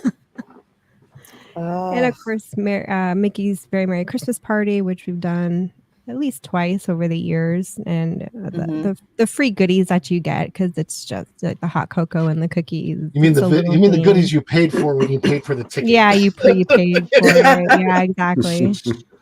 But back then it wasn't that expensive. Now it's gotten like wow. it's more than the price of a day ticket. Yeah, it is. It's really sad because but whatever. I mean, those are my fond memories of Christmas at Disney for us. Yeah, that Mickey's Christmas Party. I remember I took Camera Girl when she was in kindergarten, and the tickets I think were maybe back then I would say probably not more than $60. And they had all of these like shows. I have like in a scrapbook where we went to like the Christmas shows that they had, but the dancing reindeer. And yeah, they had like the cocoa and they had the cookies that were like fresh baked and they were soft and Mhm. they were And the picture delicious spot.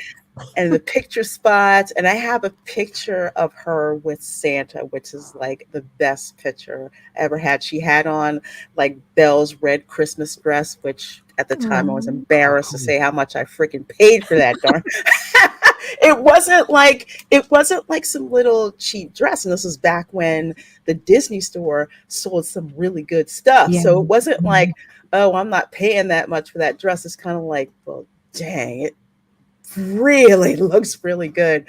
So she had that dress on, and she has a picture, with Santa, and then of course there was the snow that falls on Main Street during Oh the yeah, I during forgot the about that. parade. No. I Yeah, like so they had the wands that they snow. sell now. They have bubble wands, but they're selling them for Christmas, and the way they make the bubbles now, it looks like snow. I know we had one of those, so that the kids Ooh. like they're like snow wands, but I mean it's technically snow. It's the Mm-hmm. same thing, but the way that they spit out the bubbles, it doesn't look. If they're not just bubbles, it actually looks like you're spraying the snow. It's just really kind of cool. Yeah, But those are all so cool. But yeah, I remember that. I mean, now it's like the party is like hideously expensive, not worth it the way that it used to be. But those memories from back in the day when Disney did those little things for Christmas that made it, so special. Those are like some of the best memories. I mean, for my family, we've pretty much done the same thing that you guys have talked about. One of our favorites, and we mentioned this, is the Jingle Cruise. This has always been our favorite. I would say now, given current Disney, the queue is better than the attraction. Honestly, you go through the queue, everything is themed. It's crazy. It's over the top theme. Like literally, you will spend more time looking at like all of the Christmas overlays. Like they've got the music, they've got, letters to Santa, they've got all the decorations there that are Christmas themed. There's even a note about the potluck and that Trader Sam is not invited to the potluck because yeah, the note's still there. I'm surprised. Well, I don't know if they've removed it this year, but Yeah, I was gonna say it's in there. that's So racist. but it's so fun. You go in, and of course, like all the boats are rethemed, like for Christmas. So they're themed that way, and these are some of the decorations. They're just amazing. There's like traditional decorations and like like the improvised decorations as well that they have in the queue. Santa, please stop here. I love this. So yeah, granted, the attraction is not what it once was, but the queue is so worth it. Look, the tarantula with the Santa hat. I need to recreate this. I really do. I just want them to get good boat captains again. I haven't had a good boat captain in a while. I haven't either. What do I they haven't call them? What are either. those? What's the The The skippers. skippers. the skippers? Yeah, Mhm. I haven't had a good skipper in a while. And I'll be honest with you. I think for the last 3 or 4 years, I haven't had a single skipper that looked anything like Dwayne Johnson. So that's kind of upsetting. I'm pretty disappointed about that. Real disappointed. Like here we have Wassail Wanda. So they put like the little, you know, Christmas overlay on the jungle. It's in a jungle all the way. And they have like, the lights on, little shacks and everything. So we love doing this. And the snowman made out of a sack holds a letter to Santa. I mean, this our first day usually at Disney. we would go to the Magic Kingdom, and the Jingle Cruise was the first thing that we would hit to kick off our first official full day at Disney. So we loved doing this. And look at all the presents, and of course the animatronic animals with the presents, and Yeah, we had the Jingle Cruise here for I think like maybe 2 years, and then they just stopped doing it. I don't know. hmm, I wish they would bring it back. I never got to see it in person. oh, it's so much fun. Well, I guess they probably figured you guys had the Small World. Small World and the Haunted Mansion Yeah. overlay, but still, yeah, I don't see why they couldn't let you guys keep this. Because this is fun. This is. I mean, I'm kind of this is okay with it so because good. it differentiates the two coasts and gives something different for you guys, something different for us, and I'm okay Mhm. with that. But Our haunted mansion is getting ready to have a huge Cars overlay adjacent to it. So. Don't give him any ideas. Yeah, don't please. Hey, They watch the show. they put that out there. They put that. God, I probably don't. would too. Like my son. We went in the caves yesterday at Tom Sawyer's Island, and he was having a blast. It was the first time he'd gotten to go in those caves, and I'm like, man, why they got? And the funny thing is, if you've been to Magic Kingdom lately, Tom Sawyer's Island right now is the jam. Everybody's going there. That place is busy, and I hope maybe maybe Cars Land at Magic Kingdom will be one of those things that'll be like just quietly go away. They won't announce it. It'll just be like just quietly disappear into the background. Yeah, we all forget. We've decided to go ahead and do Villains Land first. Yay. Well, another thing that that our family would also do for the holidays is the Gingerbread House tour. I'm going to send you some We gift cards so you can shop for me. Oh, so I can shop right. Oh my gosh. Mhm. This is I can't. Gingerbread houses are such a big So thing. pretty. Never made them in our family, and I guess I was the weird one that got the baking genes. So I would make. I kid you not. No one in my house wanted to make the cookies, but they all wanted to eat the cookies. So Mhm. I think when I was like 14 or something like that, I'm like, I'm going to make the Christmas cookies that I want to make. So I even made like a gingerbread house because I learned to make one in Girl Scouts. So I made like a gingerbread house, and I had that all set up. And then I made something like 15 dozen sugar cookies, like Oh, I love cut, sugar cookies. baked, dredged in sugar, Mm. icing outlines or whatever. Do you know my family crushed that off in 2 days? Oh, I Oh, would yeah. have. Absolutely.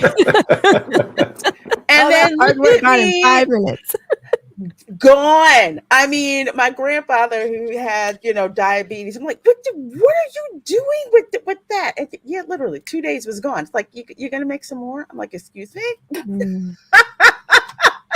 I love a So good sugar cookie during the holidays with hot tea or chocolate or coffee. Yeah. I do too. I think I only got to eat maybe 2 cookies, and everything Oh else. no. They just like they inhaled them. They gave them away to like people. I remember next door neighbors who were Jamaican that stopped by, and my mom like gave them a bunch of cookies, too. But I am literally, without a doubt, the baker in the family. So gingerbread houses are the most disrespectful bakery thing that you can come up with. And seeing the one at the Grand Floridian, it's you walk in, all you smell is gingerbread, and they've got like the holographic sugar. Sometimes you'll see them out there, and they're putting the holographic sugar on the plants around it, and it's so gorgeous. I mean, it's every I love year they're putting it gingerbread. together. Just the loaf of bread, the gingerbread. Just a loaf of it with some powdered sugar on top. Oh, that's so good. Oh my gosh, it is. I did that one day. When you made a gingerbread loaf, I was like, how do I want to make gingerbread on my own? And I made like gingerbread men and like decorated them. I think I only got to eat one because the whole family and all the kids ate them. They were like, they were there and they were gone. But it smells so good. And here at the Grand Floridian, they've got like the chocolate trim. They've got all of these Santas all over the place. They've got the windows, which are sugar work, which are done, and it's got like snow on it. It's literally the busiest gingerbread house that No. you want to go to.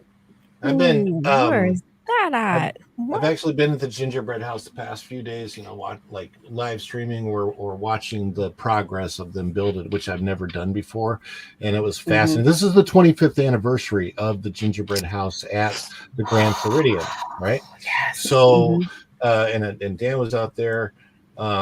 We were, checking them out, like watching all of these guys working on this thing. I want to say there was 20, 30 people out there, construction workers doing the inside, culinary doing the outside. The chefs were there. I talked to some of the chefs that were helping to create this thing, and it was my comment was, man, I feel like I'm in the middle of like a Lifetime whatever vacation channel documentary, because when you're out like watching them put together, I'm like, I know I've seen this on the vacation channel in the past, or like even way before Disney Plus was a thing, and they've done specials on this. This thing is Network, huge. I think. Or Food Network, yeah. I mean, this thing, it's so big. I love it when they put that list that you come up to and you see the list of all that went into it. They start baking this in July. Yes. In July every year, Yeah. they start baking this. And I also asked them if everything's edible and if people actually eat this. And they're like, you're not supposed to, but yeah, people do take bites of it. And okay. I'm going to, in January, as they were taking this thing down one year and there was nobody around it, I kind of plucked a crumb and ate it. off one of the shingles, and it was still edible. And then later I thought about the fact that, oh yeah, that piece was baked in July and it's been outside collecting dust. Yeah, I was going to say the dust is probably the main thing on that part. Who knows who came and like licked it and stuff like that? But one of the other I'm still alive. If you want to know what happens to this gingerbread house when the holidays are over, they take it down and then they take it out somewhere and let the bees have it. Mm-hmm. So the bees use it. So it's so it's really really cool. Thank you, Izzo. Thanks for being here. Have a great Saturday, everyone. Keep it whimsical. I will bet you those hives, before this thing gets to those bees, I bet those hives are all abuzz about that. Okay. Oh yeah. You know what's coming. What's coming. Go out and find it. I was waiting for the sign. I'm like, coming. That's the horrible bad joke.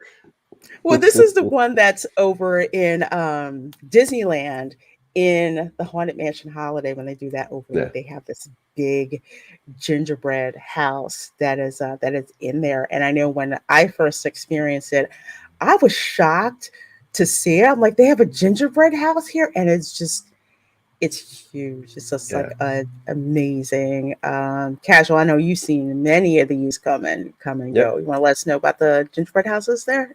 That's part of the Haunted Mansion holiday overlay for Haunted Mansion, and every year they do a new gingerbread house. It's become part of the tradition with this overlay that they try to do a brand new gingerbread house of some sort. And as you can see, it's not always a house. They just kind of go off the rails sometimes. This one is a monster laboratory kind of thing, and it actually rotates, and there's like the different gingerbread heads that move into place, and the little arm moves and things like that. So it's actually a very intricate version of the house this year. Like it's become a tradition. Everybody's always excited to see what the house is going to look like. And it's funny because in the pictures, you don't quite realize how gigantic this thing is. That thing is probably a good 6 feet tall. I mean, if you can look at the one photo in the bottom left corner there, you can see how tall it is, and it compared to the figure. You know, the figure is usually, you know, close to life size, you know, the one that's blowing out the candles on the table there, the ghost. And so that's nearly a life size, you know, representation of a human. And that house next to it is, you know, 3 times her height at least. So those things, it always boggles my mind when you go by it the first time each year, because it's like, you don't know what it's going to look like. And then you see it and it's like, my God, that thing is huge.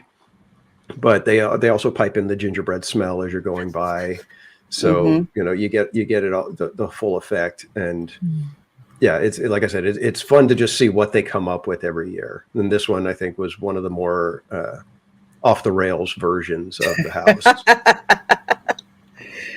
Yeah, it's like you go through when you get to the ballroom scene, and you see this big, huge gingerbread house, and it's stunning. It is a showstopper, literally, for real, when you see it.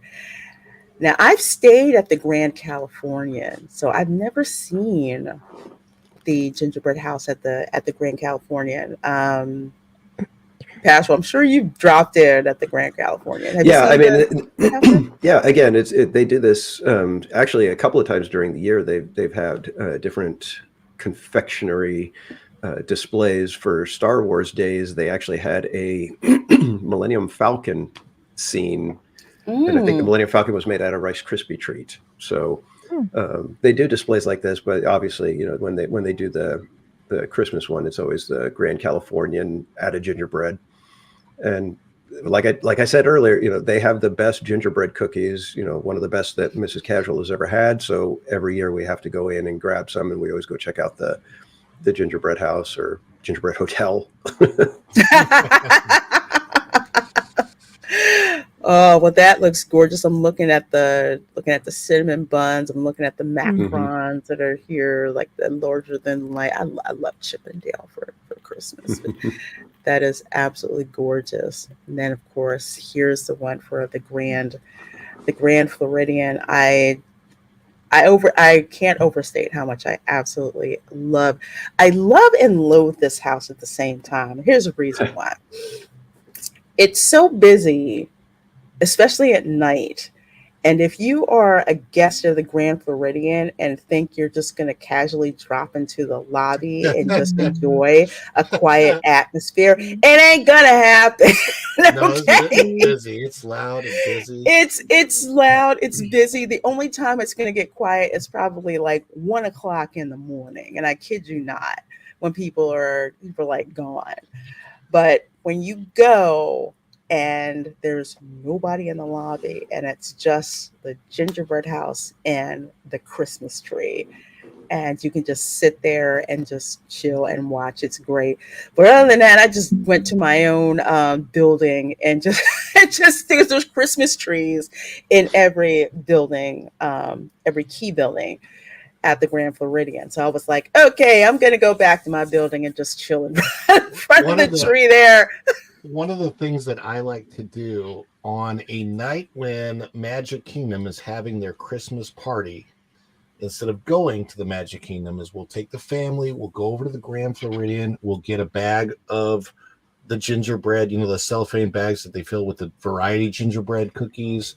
We might get a tile or two, you know, the shingle that they have with the chocolate backing, and some hot cocoa, and sit in front of Gasparillas and watch the Christmas fireworks while we're eating gingerbread and hot cocoa. And I'm like, this is like, it's just bliss. And it's not homesick right now. It's I will tell you, the funny thing is, of course, that's gotten more expensive than it used to be. Those tiles used to be like $5-6. Now they're $13-14. Yeah, they're out there. You know, and also we used to take our resort mugs that I had from 2006 and go fill those with hot cocoa, and now they're proprietary. You have to have them. Oh, that chip is only on during your stay, right? But still, you can still do that. You can still get the hot cocoa and the gingerbread and sit there, and it's far less expensive than actually going to the Christmas party. And you enjoy the fireworks from the distance. And what's cool is they have what's called perimeter fireworks, and a lot of people may not understand this. There is a road that circles the outside of the Magic Kingdom, and they close that road down and they put fireworks all along that road. So they are on the outside of the Magic Kingdom, as well as the fireworks shooting on the inside of the Magic Kingdom. We call them perimeter fireworks. And it is a huge show that is one of the most amazing things to see. And if you're at any of the resorts, they pipe in all the music that goes along with the fireworks show. So it doesn't matter if you're watching from Polynesian, from Grand Floridian, or from Contemporary, you'll also hear the music that goes along with the fireworks show. Yes, absolutely. And each one of the resorts, fireworks are amazing. Each one of the resorts sells its own gingerbread. So yes, for example, the Contemporary. Now, this one, it's not high on my list of gingerbread houses, but I like the presentation. It's something that's very, very different. I don't want to say it's maybe it is minimalist. I don't know. But it's cool how they have it here, but they also have the 5-legged goat that you have to find on here. So there's a 5-legged goat. There's hidden Mickeys. Usually when I do live streams, I'll say, okay, let's find like the hidden Mickeys that they have on this throughout this gingerbread house. They also have a nice little bar of like treats and let's say various libations that you can get spiked with your spirit of choice. But they have this delicious hot cocoa that you can get there as well. The hot goat cocoa, the cookies, the 5-legged goat cookie. Yeah, I usually get that one every year when I go. So it's a very interesting, it's a very different gingerbread house incarnation, but I love checking it out. Oh my goodness with the Lord. Are they selling this year? Is that apple crisp with caramel? I think hang on, let me see. Linzer cookie. Well, I know what that is. Apple caramel cake with gingerbread streusel, chocolate hazelnut log. Oh man. Chocolate hazelnut. That's what that is. The chocolate hazelnut log. Yeah. Right there. Santa peppermint hot chocolate tart. I want the gingerbread streusel. Doesn't that look good? Jeez. Oh my gosh, look at that. Streusel, house-made Christmas tree butter cookie, winter berry freeze with an alcoholic floater available. I don't know what an alcoholic floater is, but I'm going to try it anyway because I need to know what the heck it is. I need to see this. And frozen hot cocoa, they have that every year. There as frozen hot cocoa. What? Frozen hot cocoa. Yeah, it's interesting. Put it that way. So I cannot wait to try it again. But over at the Beach Club, this is my second favorite one. It's not a gingerbread house per se, but it is loaded with chocolate, and the carousel moves. And that thing is huge. Don't let the picture fool you. It is massive. It is. This is like, I think the angle you can sit on one of those horses from the balcony. Yes, that's a good point that Erica makes. Literally, it looks like a chocolate version of a full-size carousel horse. And there's different themes each year. Yep. The last time I was there, each horse was represented a different princess. They had like a Snow White one, I think an Aurora one. I forgot what the third one was. But yeah, every year they do something different. One year they did, it was Mary Poppins themed one year. One year I think they actually did a Three Caballeros overlay to it too.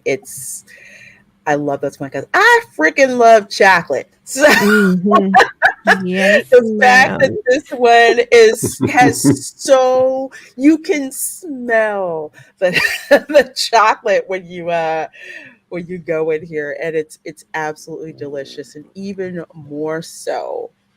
Of course. Oh, Mickey's Christmas Carol. That's going to be the theme this year. Yes. Whoa, that is my favorite all time cartoon. can't wait. Holiday I cartoon can't- is Mickey's Christmas Carol. I love it. I can't Oh wait my to see gosh. your stream when you go to film it. Oh, and that is one of the things that I do on this channel. I go to all the gingerbread houses. I usually do individual streams for each house, except for the yacht and beach club because they're connected. I go from the one at the beach club to the one at the yacht club. Oh my Ooh, goodness! what do we have here? Gingerbread macarons. Oh, I need that in my life. I love macarons so much. Spiced orange and cranberry bundt cake. Meh. I have like so many bundt molds. I want to make that one. Hot cocoa brownie, Hanukkah sugar cookie, stolen. I think this is the only place that makes stolen usually is over here at the beach club. Gingerbread house. Oh my gosh, look at this. Look at this. So this is from the yacht and the beach club. The yacht club also, well, last year they had like a little gingerbread lighthouse. I won't say little because it was about maybe 6 or 7 feet that they had that together. And they also have like a train display. So it's like like the Christmas train, like the traditional German train displays. It's got like the whole village and everything that's there, and it's got hidden Mickeys and stuff like that. So they have that over at the yacht club, but the beach club, that's the one where you go and there's like this actual gingerbread house. And then of course over here at the boardwalk. This is the train display if you want to see it. Oh, thank you. Let me blow wow. that up. Let me blow that up. Yes. Mm. Seeing the Oh, train it's your phone. over. I thought you bought like a model or something. Okay, no, yeah, I've seen that. Okay, This is a tablet, "Do you have a toy of Erica. that It's just now?" a tablet. Yeah. Oh, I could see. But if you know the train that they have over in the Germany pavilion over at Epcot, it's kind of like the same thing, but on a quarter, I would say quarter the size Yeah. of it. That's over at the yacht club. It's so cool to go out and check. They have it. It's like a little Christmas village. I get flashbacks of when I visited Frankfurt and Nuremberg, Germany, when I go over there and I see like the One of the things that we ought to mention, because for visitors who do want to see the resorts at Christmas time will not let you park there unless you have a dining reservation. So that is correct. It is free to park at the resorts. In the past, prior to 2020, it was pretty easy to go in and just tell them you want to park there. It's not been like that in my experience since then. You have to have a reservation to eat at like one of the for these resorts. I would say that I think Coronado Springs is the only one that you don't really have to have a reservation for, but they don't have like big displays. But for these other resorts like the Boardwalk and Beach Club, you want to see these gingerbread houses. Definitely the Grand Floridian for sure. They are really bad about letting you park there. Not only that, even if you do get to park there, they'll make you park across the street and walk over. It's quite a little bit of a walk there. But you have to have a reservation to eat at one of the restaurants in order to go in and park there. So yeah. Well, one way to get around that, I know it's going to suck. Well, one is if you want to take a Uber, you can do that as well. The other thing, if you've got more time than money, go park at Disney Springs and take the bus transportation over to the resort that you want to see. So it's like if you take the bus from Disney Springs over to the Grand Floridian, you're at the Grand Floridian and you can just hop on the monorail to get around those resorts, or you go to the transportation ticket center and you can take the monorail over to Epcot. So that's another way to do it. The buses don't start running until Disney Springs opens. I think I think around like 9 or 10 o'clock or something like Mhm. that. But if you're going in the evening, the buses are obviously running, so you can go park over at again park at Disney Springs for free, and then just take the bus transportation over. So Or or that's make another a way to do it. reservation at a restaurant and have dessert. You don't Yeah, have to pay. You don't have to get like an expensive meal, That but that I is yeah, true. mean, You can. you that's can Uh, make another it good point. simple. Hmm. as a former server at Disney World, I can tell you that there were. I wouldn't say that were a lot of people that did that, but there were certainly people that made reservations at my restaurant that would come in and just get the dessert. Mhm. So Gingerbread. What is this with the Oh, what caramel is this? corn cookie? What is it? that's a Is that boardwalk. That's gingerbread? actually really cool That's a looking. boardwalk. I love that because it like looks like Mickey an actual caramel popcorn corn bucket with the Mickey cookie. Mouse ears. Yeah. That's Oh my fun. Mm. gosh. Don't That worry, shingle folks. We're looks good. gonna. It's got icing on it. I know it's stripes and all of that. And just to wrap up, because I know we're going a little over. I didn't see this last year with the gingerbread giraffes and zebras. Usually, the Animal Kingdom Lodge doesn't have a gingerbread house, although they have got the second best resort tree Oh, they that you got will the see. tree. It's huge. It's huge. It's fabulous. It's decorated just so differently, and it looks great. So I did not see these last year, but I can't wait to see these gingerbread zebra and a giraffe. And look at these cookies. Oh, What's chocolate. that one with the sugar? What Is is that that? peanut butter? What is that one? Cherry Molasses red? crackle cookie. That's what that is. Huh. Wait, That's yeah. molasses crack? They have That doesn't even get a cracker country. I must be at the cake bake shop, man. Yeah, the crackle cookie that like breaks up and it's got sugar on it. A dark chocolate bar. Look at this with the little gingerbread. So at least Mm. this is at the gingerbread. I mean, excuse me, the Wilderness Lodge, Hmm. which is my family's. Well, now it is my family's favorite restaurant to go to for the holidays. You go to the Whispering Canyon Cafe, which they do Mm. anything but whisper in the Whispering Canyon Cafe, and the Christmas decorations. It reminds me of Pennsylvania going back over to the Wilderness Lodge. But that looks like a cheese puff and a cookie sampler, which looks like it's got the graham crackle cookie What is that's this there. thing? And also, Epcot is going to have a Oh wow. gingerbread display in the Fire terminal pit? space. They're going to have a replica. Terminal. I kid you not. Where? They're gonna, the terminal, the mess For the hall monorail? looking area. No, over at Epcot. Oh, you The, mean The the, lounge. the Yeah, Communicord Hall, which community hall, community Mm. core? Oh, yeah, that okay. one. Yeah, yeah. So apparently they're going to have a replica of Spaceship Earth gingerbread display that they're going to Well, they have got to add something there. to that thing because that Yeah, thing's yeah, awesome. because there's nothing going on. So they're going to add that, and it's going to be a Spaceship Earth in gingerbread. It's going to be 8 foot tall, take over 160 hours, and will even light up and dance to music throughout the day. So all these handcrafted triangles. I have to say this: if anything's going to get foot traffic over there for real, it's probably going to be this. So I know I'm intrigued about about Here's the checking that out. Animal Kingdom tree. I don't know how well you can see that, but that's Can the we put that Jumbo there? House. There'll Yes, be Oh. reflections in there. Hmm. Mm. that is another hotel that I stayed at. I tend to do this. Oh, That I this one's stayed better. at, and the lobby is just crowded full of people to see this tree, because not only are you going to see the tree, but there's also where you can go outside and see the animals on the savannah. Yep.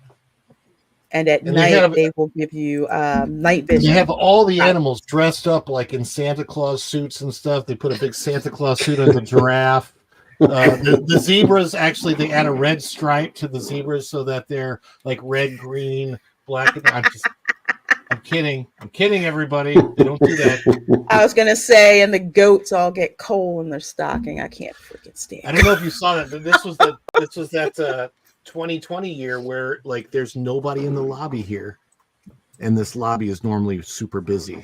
Yeah, it it's was like a creepy. train station. Look how there's when nobody. you, This was 2020. It's so weird. Mhm. So weird. Yeah. This was the middle of the day. So Usually it's crowded because not only do you have the animals on the savannah, but you also have the Boma Buffet restaurant that's there as well. And then there's Gico. It is, for Christmas, it is really busy. It's like the Grand Floridian is the busiest, and then you have the Wilderness Lodge and the Animal Kingdom Lodge that's also crowded. So last thing before we go out, this is, of course, is another thing that my family would do, which is the Candelight processional at Epcot. If you don't get a dining package, because frankly, I don't think that the restaurants that they offer for the dining package are actually freaking worth it, you can do the standby line to get admission if they have space, and they usually do, to see the Candlelight processional. You just have to get there early to get in the standby queue and to let you on in. This performance, I have never seen a half attended performance. Usually these are packed to the gills, standing room only, even people standing behind the theater to see the Candlelight processional and to hear the retelling of the Christmas story. Disney will probably never stop adding this because they make bank off of this. Well, it gives cast members like all of the choir is made up of cast members who volunteer their time to do this outside of their regular work time, and they're not getting paid to do this. I don't think there's any overtime. This is like literally just voluntary. You get, I think, community service hours, whatever. But so it doesn't matter what role you have. You can go audition to be in this choir, and that's kind of the cool thing about it. So you can sing at Disney no matter what role there. So you have people coming in from culinary, from janitorial, custodial staff, from ride operators, from the restaurants, from everywhere across, and they audition for this. And then there's the center part that are the Voices of Liberty, but that's just like the center of the tree. But it's astounding to hear. I think the orchestra comes in voluntarily from, like, it's a different orchestra. They have a phenomenal choir director. I got to see Anne Margaret last year. She only did one day, and it was like, for me, the opportunity to see Anne Margaret in person. That was, I mean, and you know, she's very much up there. She was supposed to do 2 days, but she only got to do one day. But it will blow you away. I wouldn't even recommend doing the dining package because you get a closer seat. Either. And I prefer, especially for this is not like a concert. You want to sit back so you can take it all in. Agreed. Just because there's a celebrity up there reading something, they go up, they come out from the back, they read, they do their part, they're funny. You've seen the celebrity. You don't need to be close to them. You're not going to meet and greet them, so it's not going to matter. It is worth it to sit toward the back and just take this whole thing in. If you obviously you want to try and get toward the center if you can, but I mean it's such an amazing, and it's a spiritually uplifting thing. And the fact that they do this at Disney, all things considered, I hope they will always continue this. It makes me very, very happy that this is one thing they continue to do, talking about the story of the birth of Jesus Christ, celebrating Christmas at Walt Disney World. It's really, really worth it. It really is, especially near the end when they're doing the rendition of Handel's Messiah. And it is, you get chills when you feel that. And with chills just talking about the story. all of these people around. So bring a blanket, grab a snack, have somebody be the runner and go go and get you chocolate from Joffrey's and go and check this performance out. I'm going to try to stream as many of them as I was gonna say, can. I usually get in the standby line and I go and I stream them all. So I'm going to try to stream as many performances as possible, especially when Gary Sinise is going to be there, and he's going to be there for 2 nights. He hasn't been back, I think, since the first time I saw him, because he's involved usually with the flights that he has for the Gold Star families. He charters out a whole plane and brings them all to Walt Disney to have a trip for free. It's like it's all expenses paid. He'll put like photos and stuff up, but he will definitely, when he goes there, he talks about how much he wishes he could do it every year, but sometimes he can't because he's doing things to support the military families. And when he's there, oh my gosh, it is, he's an amazing narrator, and he will put his own, usually the narrators will add their own comments to the end, but Gary Sinise's comments speak to the humility of Jesus Christ. Mm-hmm. And that is something I've only seen him do with this particular show. So, folks, all right, we are going to wrap up Casual. I know you got to drop, so thank you so much for being here. Please let the people know where they can find you and what you got going on. Thank you again for having me, Lorena. And you guys can find me on YouTube, X, and Instagram, all of them at Theme Park Casual. And I will be at Disneyland this coming Wednesday evening with a whole bunch of our SoCal streamer friends. And we are doing something that our friends Donnyland have created, and it is the Big Race. And this is a mini race. So we are going to be doing from 6 to 10 p.m. at Disneyland to see who can get on the most rides in 4 hours. So come join us. A bunch of us are going to be streaming it. I'll be there 6 p.m. This coming Wednesday. All right, folks. Well, you know where to find Casual. Please do go and subscribe to his channel. Check out the amazing stuff that he's doing there with the West Coast parks. And I'm so thankful. I know it's super early out there in Cali. Thank you so much for joining us. And I'm gonna just drop out. See ya, Erica. See ya, Ron. I'll catch you guys later. So nice meeting you. I've got a Mrs. Casual tapping her foot, side-eyeing me through the door. I'm sorry, my fault. Oh, my fault. No worries, guys. I'll see you guys later.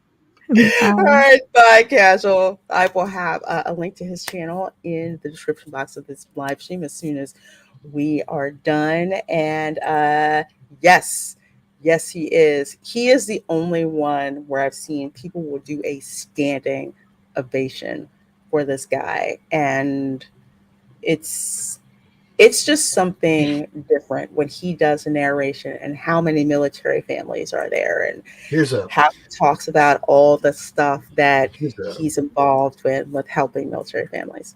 Here's a Sinise trivia question. What role did Gary Sinise play in the MCU?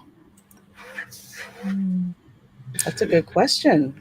He is the voiceover at the Smithsonian reading the story of Captain America. So if you watch the Winter Soldier, go back and watch the Winter Soldier when he goes in and Cap's secretly, he's got the ball cap on and he's reading about Bucky. It's Gary Sinise's voice reading all that off. It's pretty cool. Wow. Well, that is good. That is good to know. I'm so excited to see him, but like I said, I'm going to be trying to do so many of those. When I was working at the boardwalk for DVC, and it was during this time period, he was doing a Candelight, and he was checking out at the time, and he the DVC kiosk little thing, the little podium is right up there in the lobby, right in front of the front door, right? So he walked right by me, and it was so hard for me to stay in my cast member mode and not say what I wanted to say and say, because I wanted to say, Lieutenant Dan, you grew your legs back, Lieutenant Dan. Now, I may not be a smart man, but I know you can't just grow those legs back like that, Lieutenant Dan. Well, you remember I would that have in gotten fired. Spaceship Earth, remember not Spaceship Earth, excuse me, Mission Space. I almost called it the Oh vomit yeah, comet, yeah, but yeah. that's truly what it is if you do the orange mission. And Gary Sinise, they used to have him up there, I love you that. know, and when he would pop up, people would say, "It's Lieutenant Dan." This is the X too. Because Every single he was time. he was in what's the movie the space flight, the Apollo 13, was that it? Yeah, I think I it was think that, Apollo yeah. 13. Oh, and oh my gosh, he's great in that movie, by the way, because he's the one that ended up having to stay behind and then help them fix the problem and get back to Earth. Yeah, What a great movie. If you because he got and sick. I always encourage people when they're here, if you can, while you're visiting Central Florida, get a chance, go to NASA, go to the Kennedy Space Center. It's so worth taking that day to go out there and see everything. God, Yeah, I love that place. I love I'm NASA.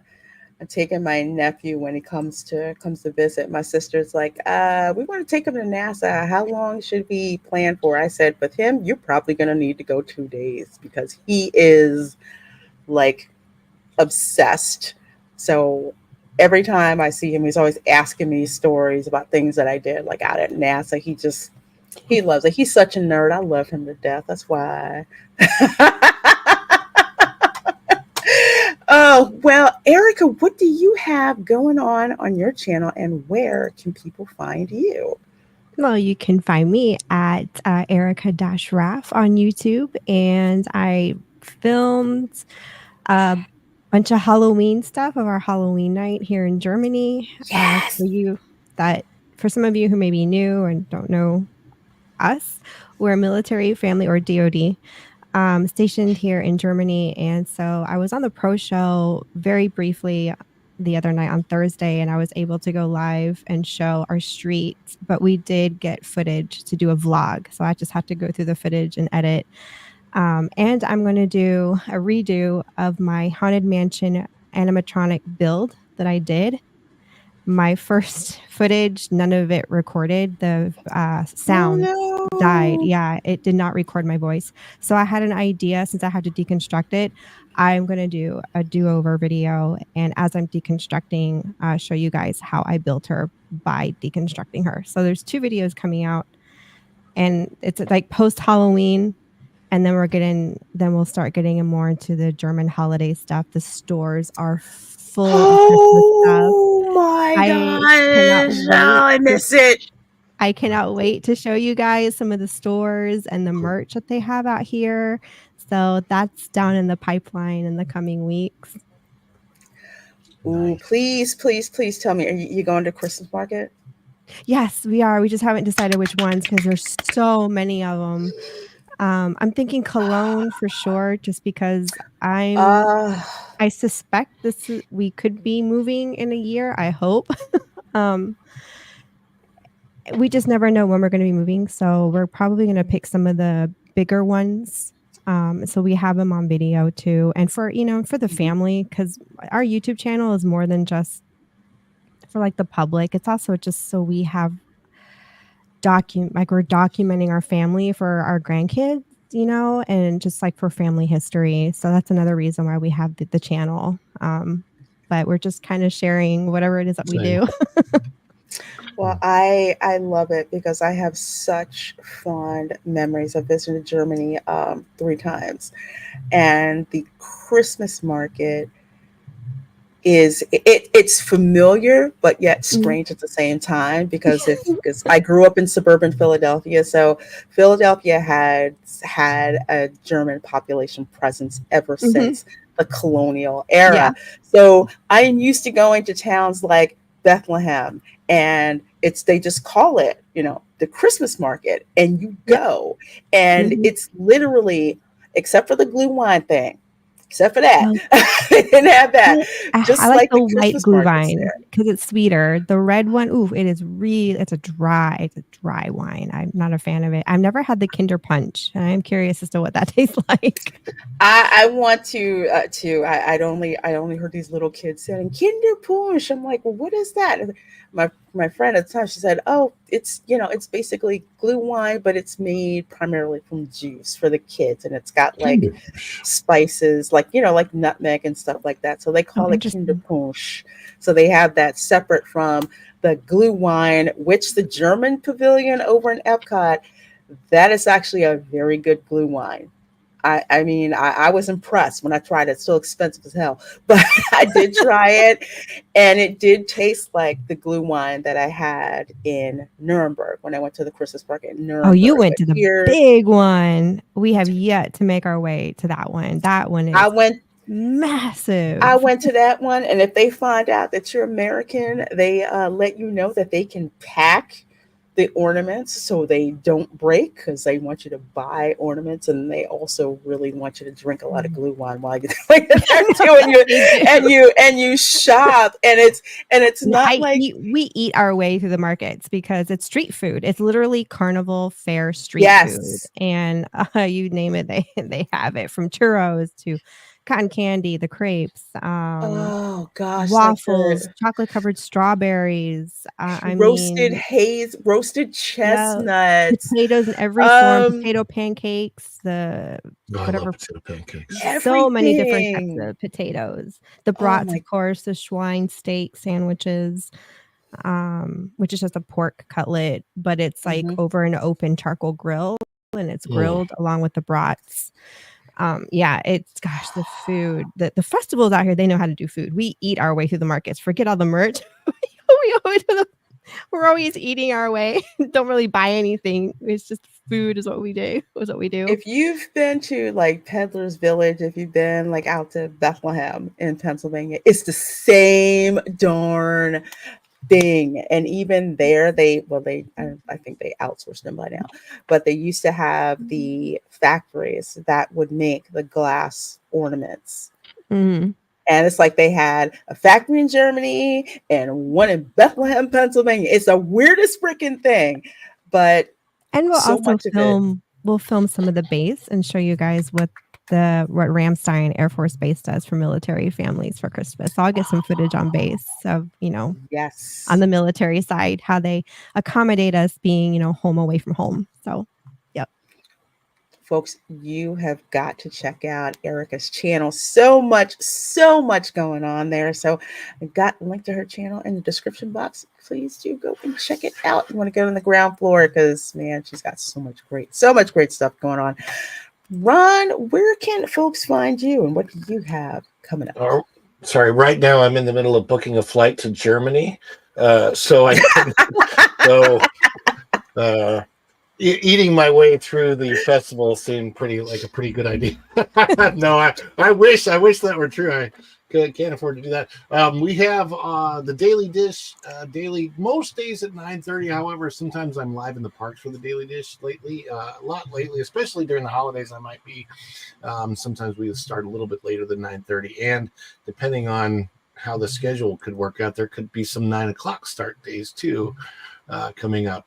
That is a daily thing. And then I also do family vlogs. If you want to see, as a matter of fact, as far as the building of the Grand Floridian Gingerbread House, I have several of those videos on my channel right now that were live streamed. So those are on there right now. So go back and check those out. I also have Anne Margaret, the Candelight processional from last year, is on my channel as well as a vlog, so you can check that out.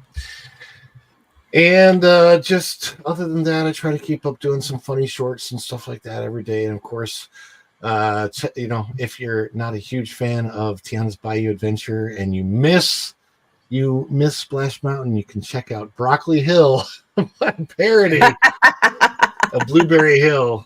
That is front and center on the channel right now, so you can see that over there as well. Okay, well, folks, please do subscribe to Ron or what follows of Bradley's Fun. He's got great videos, live streams going on, so make sure that you are subscribed to him. As for myself, let's see. Today, 4 p.m. Eastern, I will actually be over on Retro Nerd Girls channel for a watch party of Coming to America. I love that movie for so many many darn reasons. So she's doing a watch party over there tonight. No watch party tonight on my channel because let's see, I have got a Christmas tree. I want to say like in National Lampoon's Christmas Vacation. I don't know if it's gonna fit in the house. So I'm literally like, do I have enough clearance? But anyway, The Griswold family Christmas tree. family Christmas tree. Dad, did you bring a saw? What are we doing that watch party? We did one last year, but we're gonna wind up doing one again. That's like a classic one. I do like that one. I do a Muppet Christmas Carol. Oh, I love Muppet Carol. I'm gonna have to do Emmett Otter's Jug Band Christmas because I freaking love that. It's so underrated. I love that one. It's a whole lot of and Mickey's Twice Upon a Christmas. Love Twice Upon a Christmas. That's like a standard in my family. But I've got that, and I've also got to finish setting that up. But Sunday, I will be streaming live from Universal Studios. I'm going to be over at Islands of Adventure, checking out Marvel Superhero Island because Christmas has arrived. So we're going to go over there. No stream on Monday night because I have to go to the Earl Surgeon on Monday, so I'm not going to be in any position to do a live stream on Monday night. But Tuesday, instead of the Spice Lounge, folks, you've requested it, and we are going to have it an election night Quiplash live stream. So we're going to be playing Quiplash Jackbox game on election night. So that is going to be fun. Bring your best quips. Oh my gosh, it's gonna be fun, regardless of who you are voting for, because everyone is fair game. This show is going to be absolutely hilarious. So please do make sure you're following me. You're subscribed to me here on YouTube. You're following me here on X. Schedule for the week should drop pretty soon. So much stuff that's going on, and once again, I'm thankful for all the amazing people on this panel, including TPC who had to drop, for being here. So much fun getting together with you guys to talk theme park and theme park news. So, oh gosh, I almost forgot. Next Saturday, I won't be having Resort Recon live because I'm going to be out at the Magic Kingdom because they're going to be filming the Christmas parade. Yes, they're going to be filming the Christmas parade. So I'm going to be out there getting video footage of the Christmas parade for you guys. And I'm actually going to be live streaming that. Yeah, the special. So they're doing the parade on Saturday and on Sunday. So I'll be live streaming it on Sunday, but I'm going to be recording it this Saturday. Cool. Nice. Yeah, so I've never been there during the parade. I've never been there for the taping. I've never been there. I've been there for the taping of a couple of snippets. Like I was there for Adam Lambert and it's funny because he came on the heels of Ariana Grande, and I missed her when she was there, which is fine. I'm not a huge fan of Ariana, but girl, you and me both. Throughout the week, I think they're filming, snippets of the different concert footage. They don't do it all at the same time. When it's aired on television, they act like it's live at the time. They always do, but it's filmed on different days at different times of the day in different parks. They're like, oh, we're going over to you, and that was filmed like 3 days ago. Like it's always funny to watch the special after it comes out, especially if you've been in the audience for anything. My friend Mark Daniels, he's usually the warm-up guy at some of those things. He works for Disney, so that's really fun. As far as election night coverage, I was going to live stream the results coming in from Arizona live, but I can't go live for 2 weeks because according to them, it's going to take them 2 weeks to get their results in. Oh goodness! Don't even get me started on Pennsylvania. Goodness, We'll see what I'm like, what happens. what? Pennsylvania is now officially Florida. Remember they used to clown Florida all the Oh, man. time? Yeah, you can't now. You can't. So,